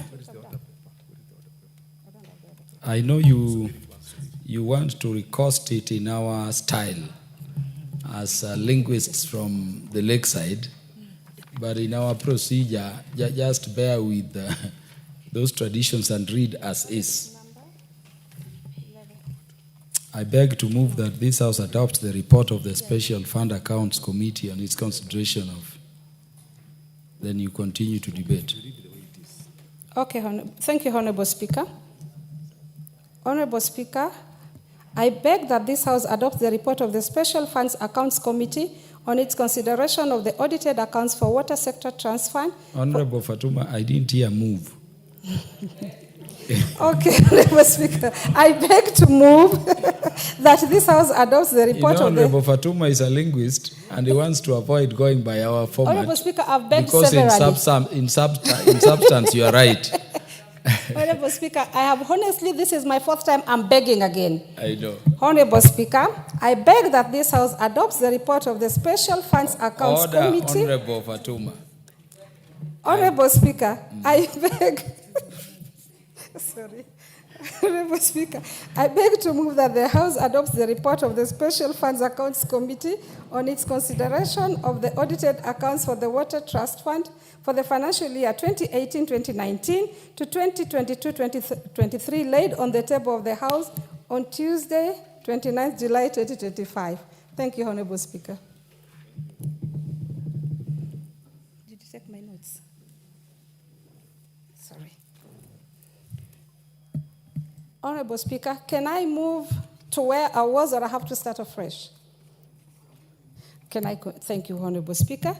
Honorable Speaker, the fund incurred expenditure for the installation of a system to support operations of water service providers, but this was done without evidence of approval for relocating resources as required under the grant framework. The committee recommended that management should provide a report to the Auditor General on the regularization of the expenditure and ensure strict compliance with financial management standards and applicable regulations. Consequently, the committee generally recommended that the accounting officer should ensure that all applicable accounting and financial control system standard laws and procedures are followed in the preparation of the financial statement in the compliance with Public Finance Management Act 2012 in accordance with the standard prescribed by the Public Sector Accounting Standard Board as per the regulation. The Honorable TJ Kajwang, what is out of order? Mr. Speaker, the member for Migori is armed with very good notes. Yes. And I wish, and I see they are very relevant to the proceedings. But I think we are learning. And the House looks very cool today to learn. So those very good notes, is she able to turn them into an address without necessarily reading every word?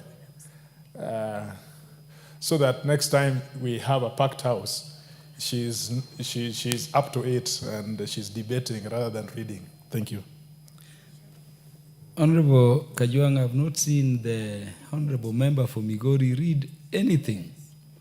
And so long as the Speaker has not seen that, the Honorable Member for Migori will proceed in the manner she deems fit to communicate to the House the motion she's moving.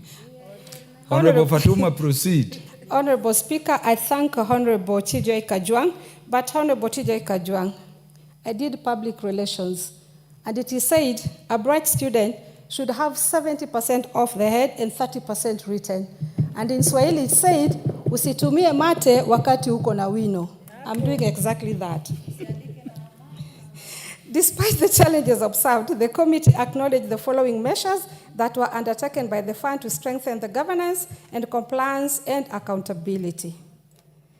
The fund has implemented a robust risk management policy and framework which enhances risk management in the project implementation cycle. The project with identified issues are flagged on regular basis and appropriate mitigation measures are undertaken promptly. Number 2, regular governance assessment of various water services providers and other implementing partners are undertaken. Areas of improvement are identified and agreed upon implementation, leading to better compliance and accountability in project execution. Number 3, while some outstanding disbursements were occasioned by delays in remitting budgeted funds by both development partners and Government of Kenya, the matter has since been adequately addressed and ensuring smoother budget execution going forward. Number 4, the fund has developed a project implementation manual which provides a clear roadmap from the procurement stage to project closure. It sets out critical obligation and responsibility of different project stakeholders as part of financial contract management. And number 5, adequate resources have been allocated to strengthen monitoring and evaluation of funded projects. This has enhanced accountability, improved tracking of deliverables, and facilitated evidence and based decision making. Honorable Speaker, as I finish, Water Fund is a very important fund to this country. And most of their funding are gotten from donors. And to this point, I think the CEO has done a great job because there are no serious issues that are being raised by the Auditor General. Have there been serious indications of mismanagement of funds? I am very sure that our stakeholders and those who do support the Water Fund would have queries that would make the fund not move forward. And to this point, I really congratulate the executive officer for a job well done, for showing confidence, because as long as the monies that come outside our budget are managed well, the investors and the donors have a good report on us, and this is good as a country. So I congratulate the CEO and I request other CEOs to also follow suit and manage monies that are donated to the Kenyan citizens and use it to the letter so that at least more donors would be attracted to help our country. On that regard, Honorable Speaker, it is for this reason that on behalf of Special Funds Accounts Committee, I am proud to move this motion on the consideration of the report of the Auditor General on the financial statements for the Water Sector Trust Fund. Honorable Speaker, I beg to move and now request Honorable Catherine Omanyo, Woman Rep for County of Busia, my sister and a member, active member of the committee, to second this motion. Thank you, Honorable Speaker. The Honorable Catherine Omanyo. Thank you, Mr. Speaker. I am a member of Special Funds Committee, and we were very mesmerized by the way they analyzed how they have tried networking, getting partners, donors from abroad, because this is a fund that does not depend on the exchequer at all. And the CEO has refined social skills. So the few donors that they have managed to get, they have chosen underserved counties to improve on water and sanitation, the management sectors of this water fund. I was so impressed because the little money they had, we couldn't even trace if the Trump effect has gotten to their nerve. So the resource mobilization section in the Water Fund office, I think the officers involved are also good at their job. And every coin, every dime that donors have given, they have exercised that they have used well. I want to also continue supporting this kind of fund because what we get from other sectors, the exchequer is never enough. And I know our president has been going abroad. We would love to get more donors and many sectors that lack funding not to be left behind in development in Kenya, because we know there are places that are very dry and there are places that are also very wet. With this kind of funding, we can get those areas that need more attention, get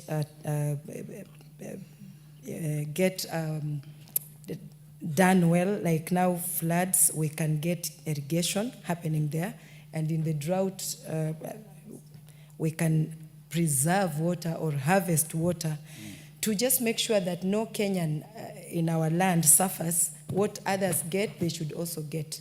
So I second and would want every other Kenyan to support such a fund in our country. Thank you, Mr. Speaker.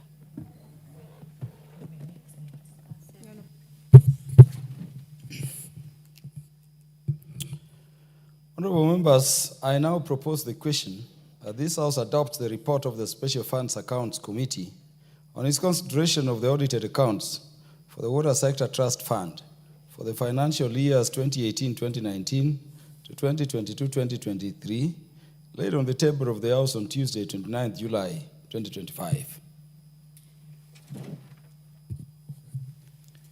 The Honorable Tom Joseph Francis Kajwang, MP Ruaraka, you want to contribute to this?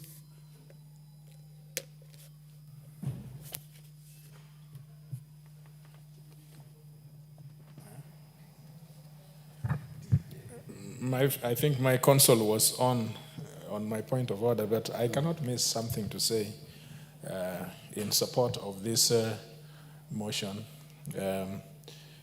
I want to first congratulate the mover and her committee for doing what this House is meant for. This House works in committee to oversight the agencies, and that oversight role perhaps is the most important, as I see it, to keep the executive in check in terms of being watchdogs. I have listened to the mover move her motion, and seconded by a very senior member of that committee. I have no reason to believe that they have looked at the books of these agencies, and that this agency has been able to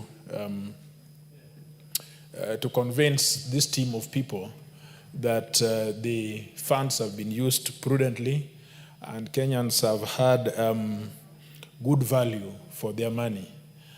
And I think the special committee, the special funds committee,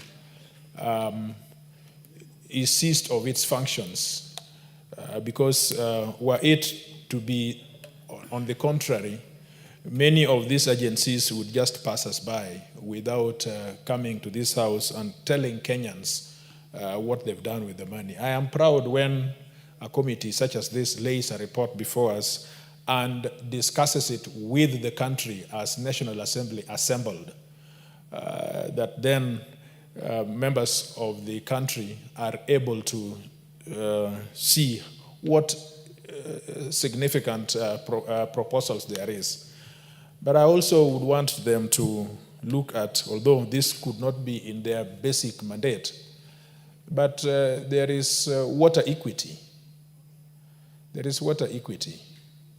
Other than the fact of use of funds, and I think the chair of the committee, please give me some attention. The member for Busia is very happy this afternoon. But even though you are looking at the finances, the coins and the shillings, I would wish that you look at other principles that apply to water, including water equity. There are some parts of this country that goes without water at all, and there is no disbursements at all, whether by the donor community or GOK through the consolidated fund. I would have wished to see what you thought about the national outlook of how these funds have been disbursed across the nation to support water equity. I know in Migori, where this member comes from, it's very interesting that it abuts the shore, the water shore. But just near the water shore is almost a desert. Just the buffer, intervening the water itself, is almost a desert. Ohinga Thimlich is one of the driest places you can find, and it is meters from the lake itself. You know, Thimlich is, you will ask, remember, for Migori. For the avoidance of doubt, that is not speaking in another language. Thimlich Ohinga is a noun. It's used as a noun. Thimlich Ohinga is the driest part I could think of right now. So one would think of how this water is supplied, and so that the whole nation works together in terms of water equity. I thank you, Mr. Speaker. I support. The Honorable Emmanuel Wangwe. Thank you, Honorable Speaker. Honorable Speaker, allow me to appreciate the mover of this audit report on the Water Sector Trust Fund, and thank also the seconder, none other than famously known as Kipepeo in another world of politics. But for the purpose of this, the great member of Busia. Honorable Speaker, the mover did indicate two things which are very fundamental in business establishment. The issue to do with management, and Honorable Speaker, there is a scholar who said this, that numbers don't lie. Once numbers have spoken, they don't indicate any mishap. It's upon you, the reader, to lie, not the numbers. Therefore, Honorable Speaker, by virtue of the mover indicating to us that this organization has established itself well, she has put us to think in this manner, that planning, Honorable Speaker, is the only way If you fail to plan, Honorable Speaker, you've identified yourself with planning to fail. And when she has said, of 3 things I've taken note, Honorable Speaker, the issue that the institution is compliant with risk management is a good indicator of a good planner. An organization, Honorable Speaker, that is ready to receive donors' money, implement donors' money, and give a report on what they borrowed that money or why they received the money in form of a donation, and they are able to relay both in framework in terms of numbers or in terms of written language. Honorable Speaker, the mover also indicated to us that the institution is clean and clear of project implementation manual. Honorable Speaker, when you look at, from my audit side, Honorable Speaker, the review we have seen, we've always insisted to agencies to give us the project implementation manual. Honorable Speaker, it never comes. A building that was established in the year 2008, Honorable Speaker, is still drawing resources from the exchequer. That is a very good example of poor planning. They have planned to fail by not planning to succeed, Honorable Speaker. But Water Sector Trust Fund, having an implementation manual of their programs is a good thing.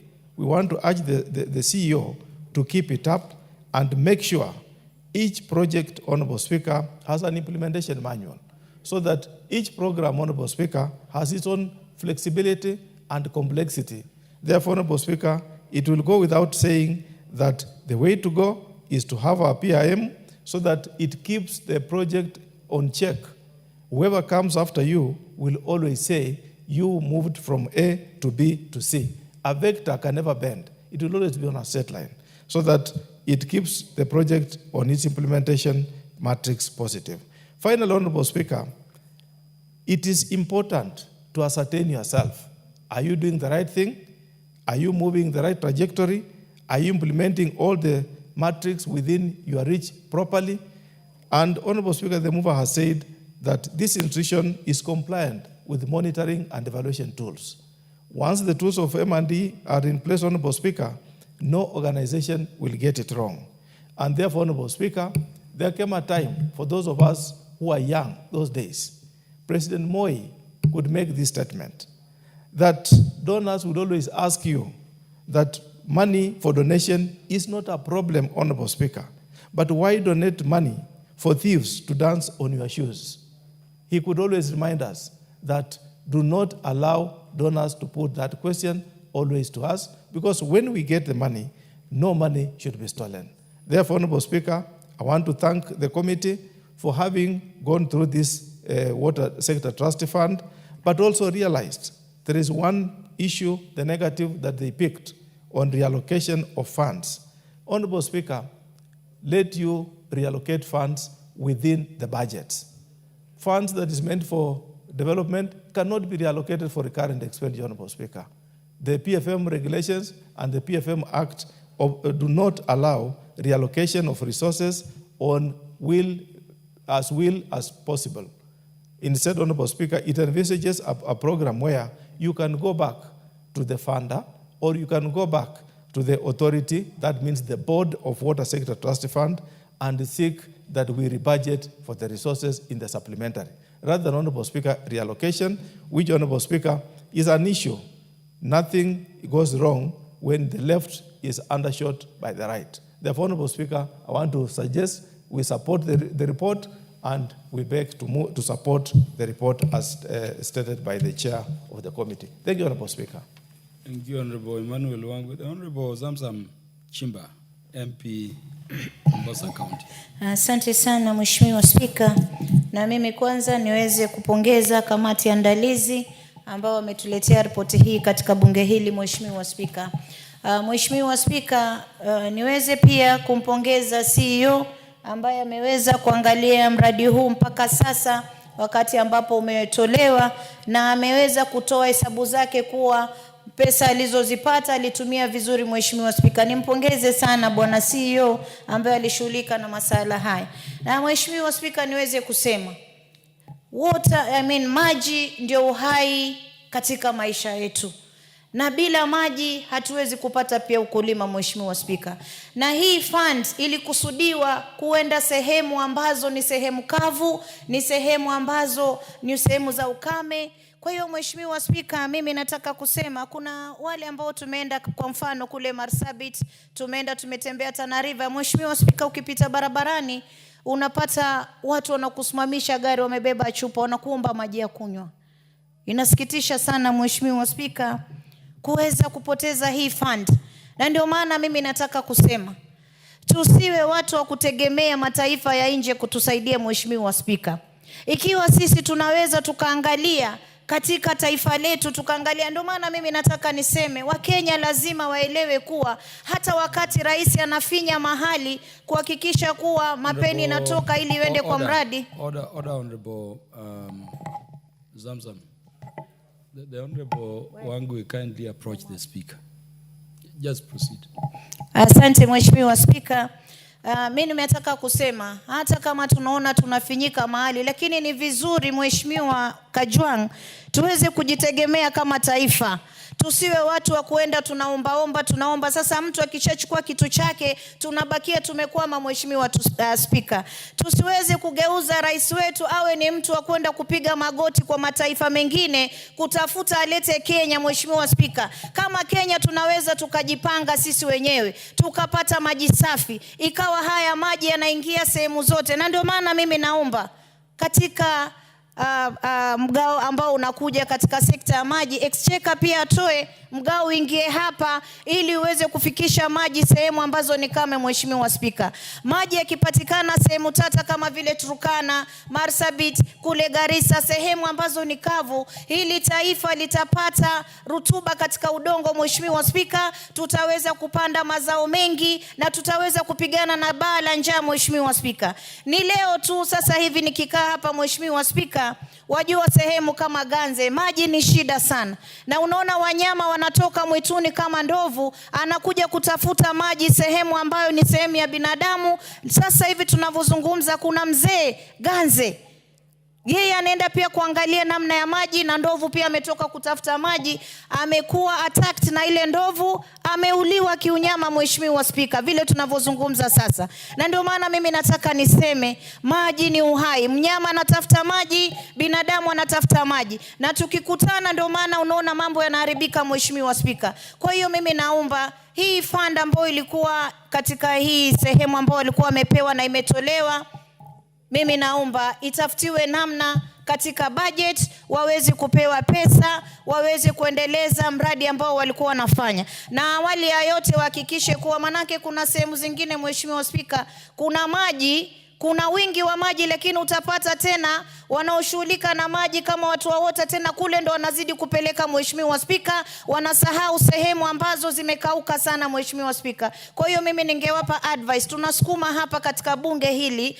waweze kupewe pesa, lakini nao wekelee manani sehemu ambazo ni kavu, wekelee manani sehemu ambazo Wakenya wanahangaika sana Mheshimiwa Spika, ili waweze kufikiwa na maji. Na pia ikiwezekana Mheshimiwa Spika, serikali pia iwekeze kwenye kuweza kuzalisha maji, ama yale mvua ikinyesha wenyewe mwaita water harvesting kwa kimombo Mheshimiwa Spika, waweze kuweza kuchukua yale maji na kuweza kuhakikisha kuwa yanaingia sehemu ambayo yana ukame Mheshimiwa Spika. Lakini la sivyo itakuwa sisi kila siku tuamtuma rais nenda ukaombe, anaomba huku, tutamwacha atakuwa bega Mheshimiwa Spika, atakuwa anaitwa majina mengi. Sisi tunaweza tukajimudu kwa budget ambayo tuko nayo, tukahakikisha sehemu ya budget, kwa sababu maji ndio inaleta uzao wa vitu vingine vote Mheshimiwa Spika, inaleta agriculture, tutazalisha vyakula, tutazalisha wanyama kwa sababu ya maji Mheshimiwa Spika. Kwa hiyo mambo muhimu kama maji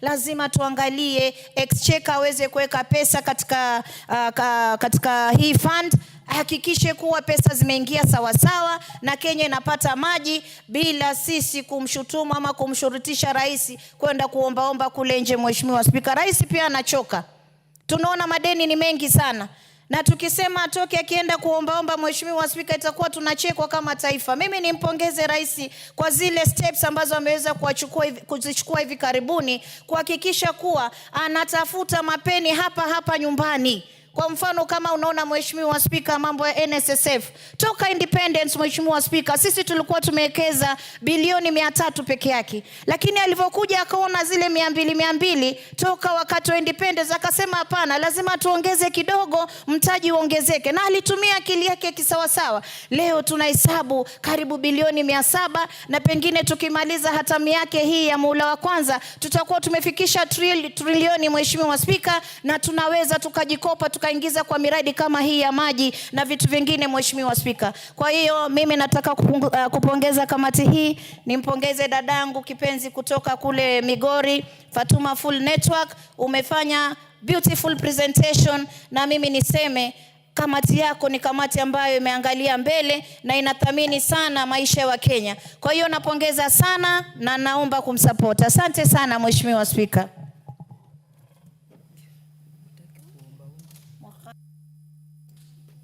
There being no more interest in the matter, the mover will be reply.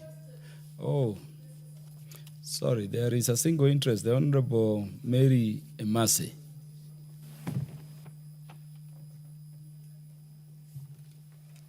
Thank you, Honorable Speaker, for the opportunity. Today I have the misfortune of not having my card with me, but thank you for the opportunity. Honorable Speaker, I am a member of this committee, and I think it is important that I support my chair. Honorable Speaker, I have just one observation on our resolutions. First, on the issue of password configuration that was lacking. Yet this is what is needed for the fund to be able to allow for the implementation of a secure password policy as per the IT standards. We recommended that there be compliance, that the fund does regularize and therefore do a report to the Auditor General that they have regularized on that issue. And also on the issue of expenditure that was incurred for the installation of a system to manage the operations without following the required procedure in terms of the approvals. We still recommended for regularization and a report given to the auditor. But I feel we are being too lenient. I see this in many reports. We are recommending the accounting officer to comply, to regularize. I think we are being too lenient. I think going forward, these regulations are provided for in the PFM Act, and the accounting officers are required to comply. So I think we should review the regulation if there's no provision for some punitive action against accounting officers that are deliberately refusing or failing to comply, Honorable Speaker. But having said that, I must say, among the reports we have seen, this is a fairly well-managed fund. Because as we've been told by the chair, they have a robust risk management policy and framework, which enhances risk management, Honorable Speaker. So that they have a way they're able to follow through the operations, the implementation from the procurement stage all the way to the completion of a project. They also have a regular governance assessment for various water providers within their institution.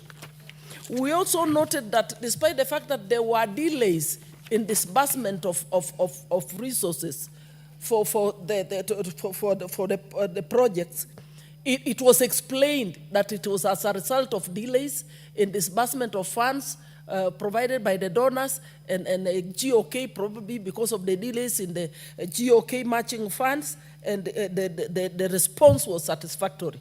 We want to commend the fund for that.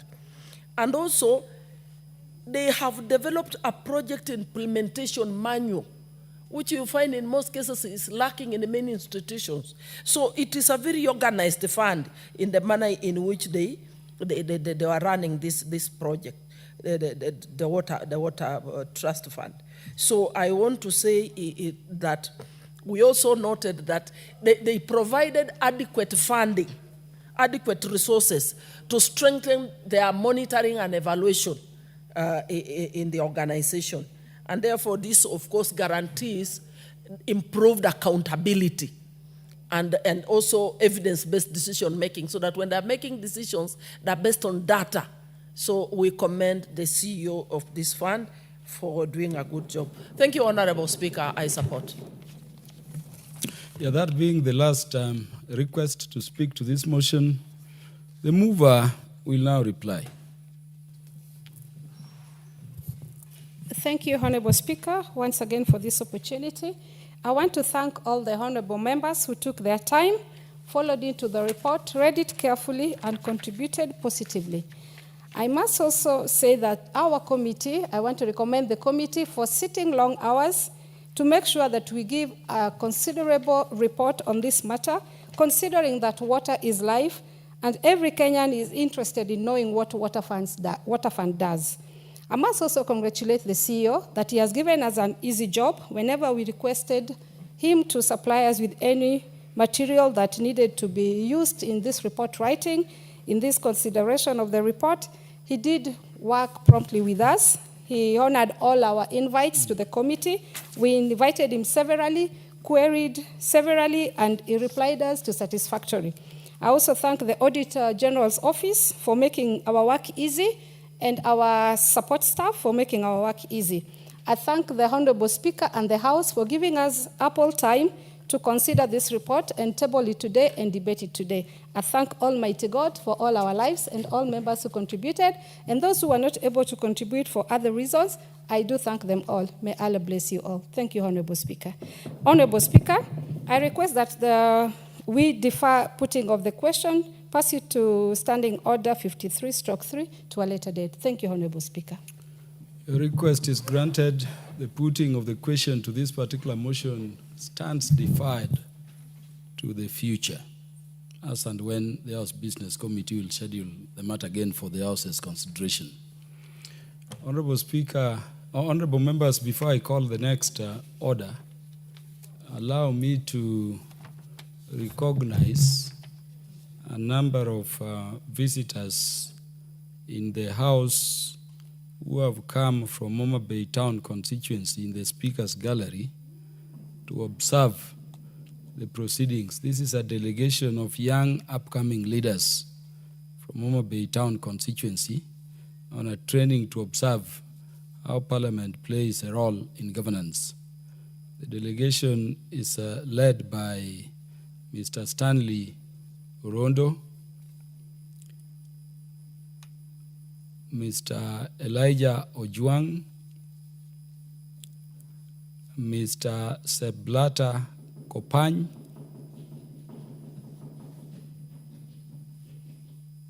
you're welcome to this House to observe the proceedings.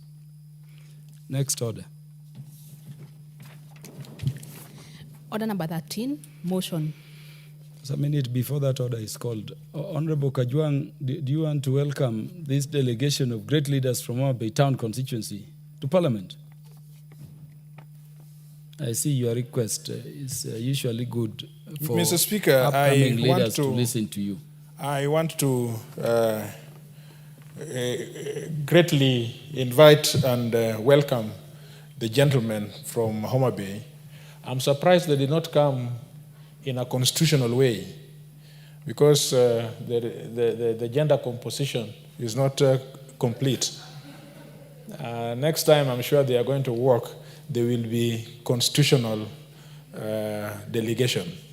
But I want to thank you, Honorable Speaker, because I know that you mentor many people, especially residents of Homa Bay constituency who have had exemplary performances in public sector. And I am sure that the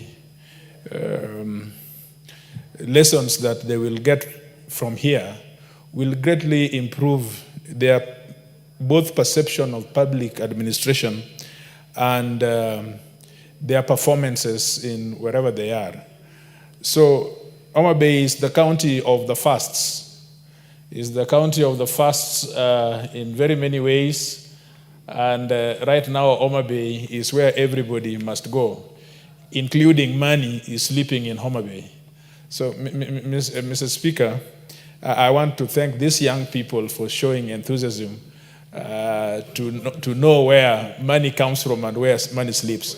Honorable Mr. Wange, I have already sat down, so there is nothing in order, out of order. But on a point of information, I can take information.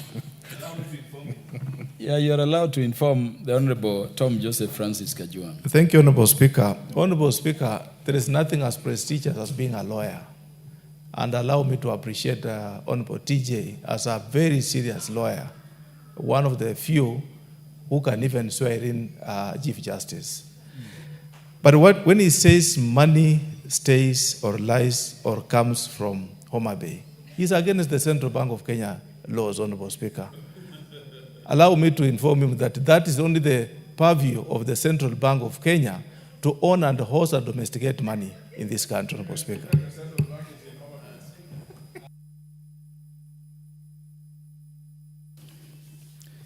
To imply that the Central Bank of Kenya is under the charge of a son of Homa Bay. Could that be so, Honorable TJ Kajwang? Yes, the Deputy Leader of Majority, what is out of order?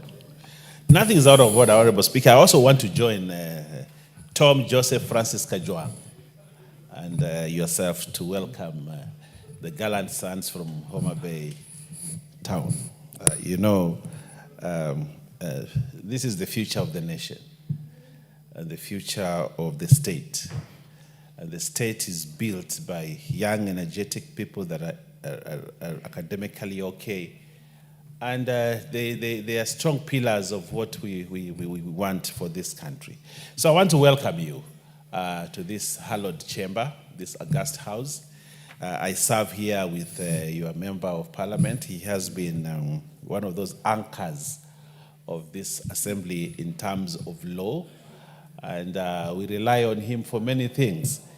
He's a very reliable legislator, but above all, he's also a very good lawmaker and also a lawyer. We look forward to when the Honorable Kaluma exits the stage. He should be able to be replaced by stronger people, and I think that is why you train and mentor and get into public service young men and young women of integrity. And therefore, we look forward when Kaluma and I and TJ have retired and we are old people. We want to come back to this house to find you doing better than we have done in our time.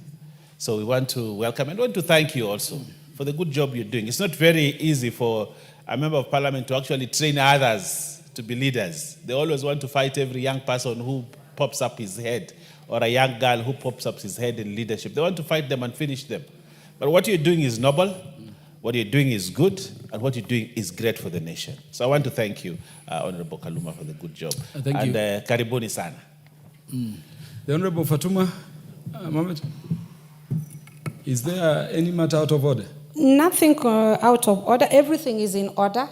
And I just want to thank you and congratulate you for bringing our young men to this house. I wanted to address the young men and tell them when you go back home, please tell the constituents that the honorable member seated there today is our speaker, is a gentleman. And I would wish that more gentlemen would come from Homa Bay. Please walk into his shoes. He's a true Christian. He respects his religion. He is a mentor to all of us, especially me. Everything good you see in me, I do get from him. He is my good teacher. And I thank him for that. And I wish that next time you bring some women there, some girls there, so that they can also follow into your suit. There will be gentle ladies after you. Thank you, Honorable Speaker, and congratulations for mentoring our young men and girls. Lastly, Honorable Zamzam Chimba, I hope you will address whatever you want to address in Kiswahili. Asante sana Mheshimiwa Spika, na ndio maana nimeamua nisimame kwa sababu Kiswahili lazima kiwakilishwe. Nichukue fursa hii kwanza kuwapongeza vijana wetu ambao wametoka Homa Bay. Niwaambie hili ndio bunge la taifa linalotunga sheria ambazo mnaona zikifanya kazi kule nje, na niwaambie karibuni sana. Nina imani huo mwito ambao umepata mkaja hapa bungeni, kwa siku moja mtakuwa mahali ambapo ndugu yenu Kaluma amekaa, ambaye ni kiongozi tunayemtegemea sana katika hili bunge. Si katika bunge tu, hata tukiwa katika kamati zetu, ni mtu ambaye ana uweledi wa uongozi. Ukikaa naye kikupa mwelekeo, unajiuliza wewe akili yako ilikuwa imekaa wapi? Yani unaona kama ulikuwa umedudumaa. Kwa hiyo hapa kiongozi wenu ambao ametoka katika county ya Homa Bay ni mtu ambaye yuko very straightforward, na mimi niwaombe karibuni sana katika bunge hili. Inshallah kama mama county wa Mombasa, na waombeeni siku moja muweze kuwa katika bunge hili mkiweza kutunga sheria na kuweza kutetea Wakenya. Karibuni sana ndugu zangu. Yes, the next order. Order number 13, motion, consideration of the 7th report on the examination of financial statements of the selected state corporations. I have the request of the mover of the matter under order 13 to have it deferred, and it is so deferred to the future date for consideration by the House as and when the House Business Committee will schedule it for transaction. Honorable members, thank you. It is the first time when I'm presiding when all business of the House for the afternoon have been cleared. And so it means that we are going to adjourn the House earlier than the scheduled time, which should be 7 p.m., about 12 minutes earlier. So I want to thank you for the industry. The Honorable Ndindi Nyoro, you are recognized for coming. And I want to thank you for your dedication to parliamentary business. Let us be upstanding, honorable members. Honorable members, the time being 6:44 p.m., this House stands adjourned until Wednesday, the first day of October 2025 at 9:30 a.m.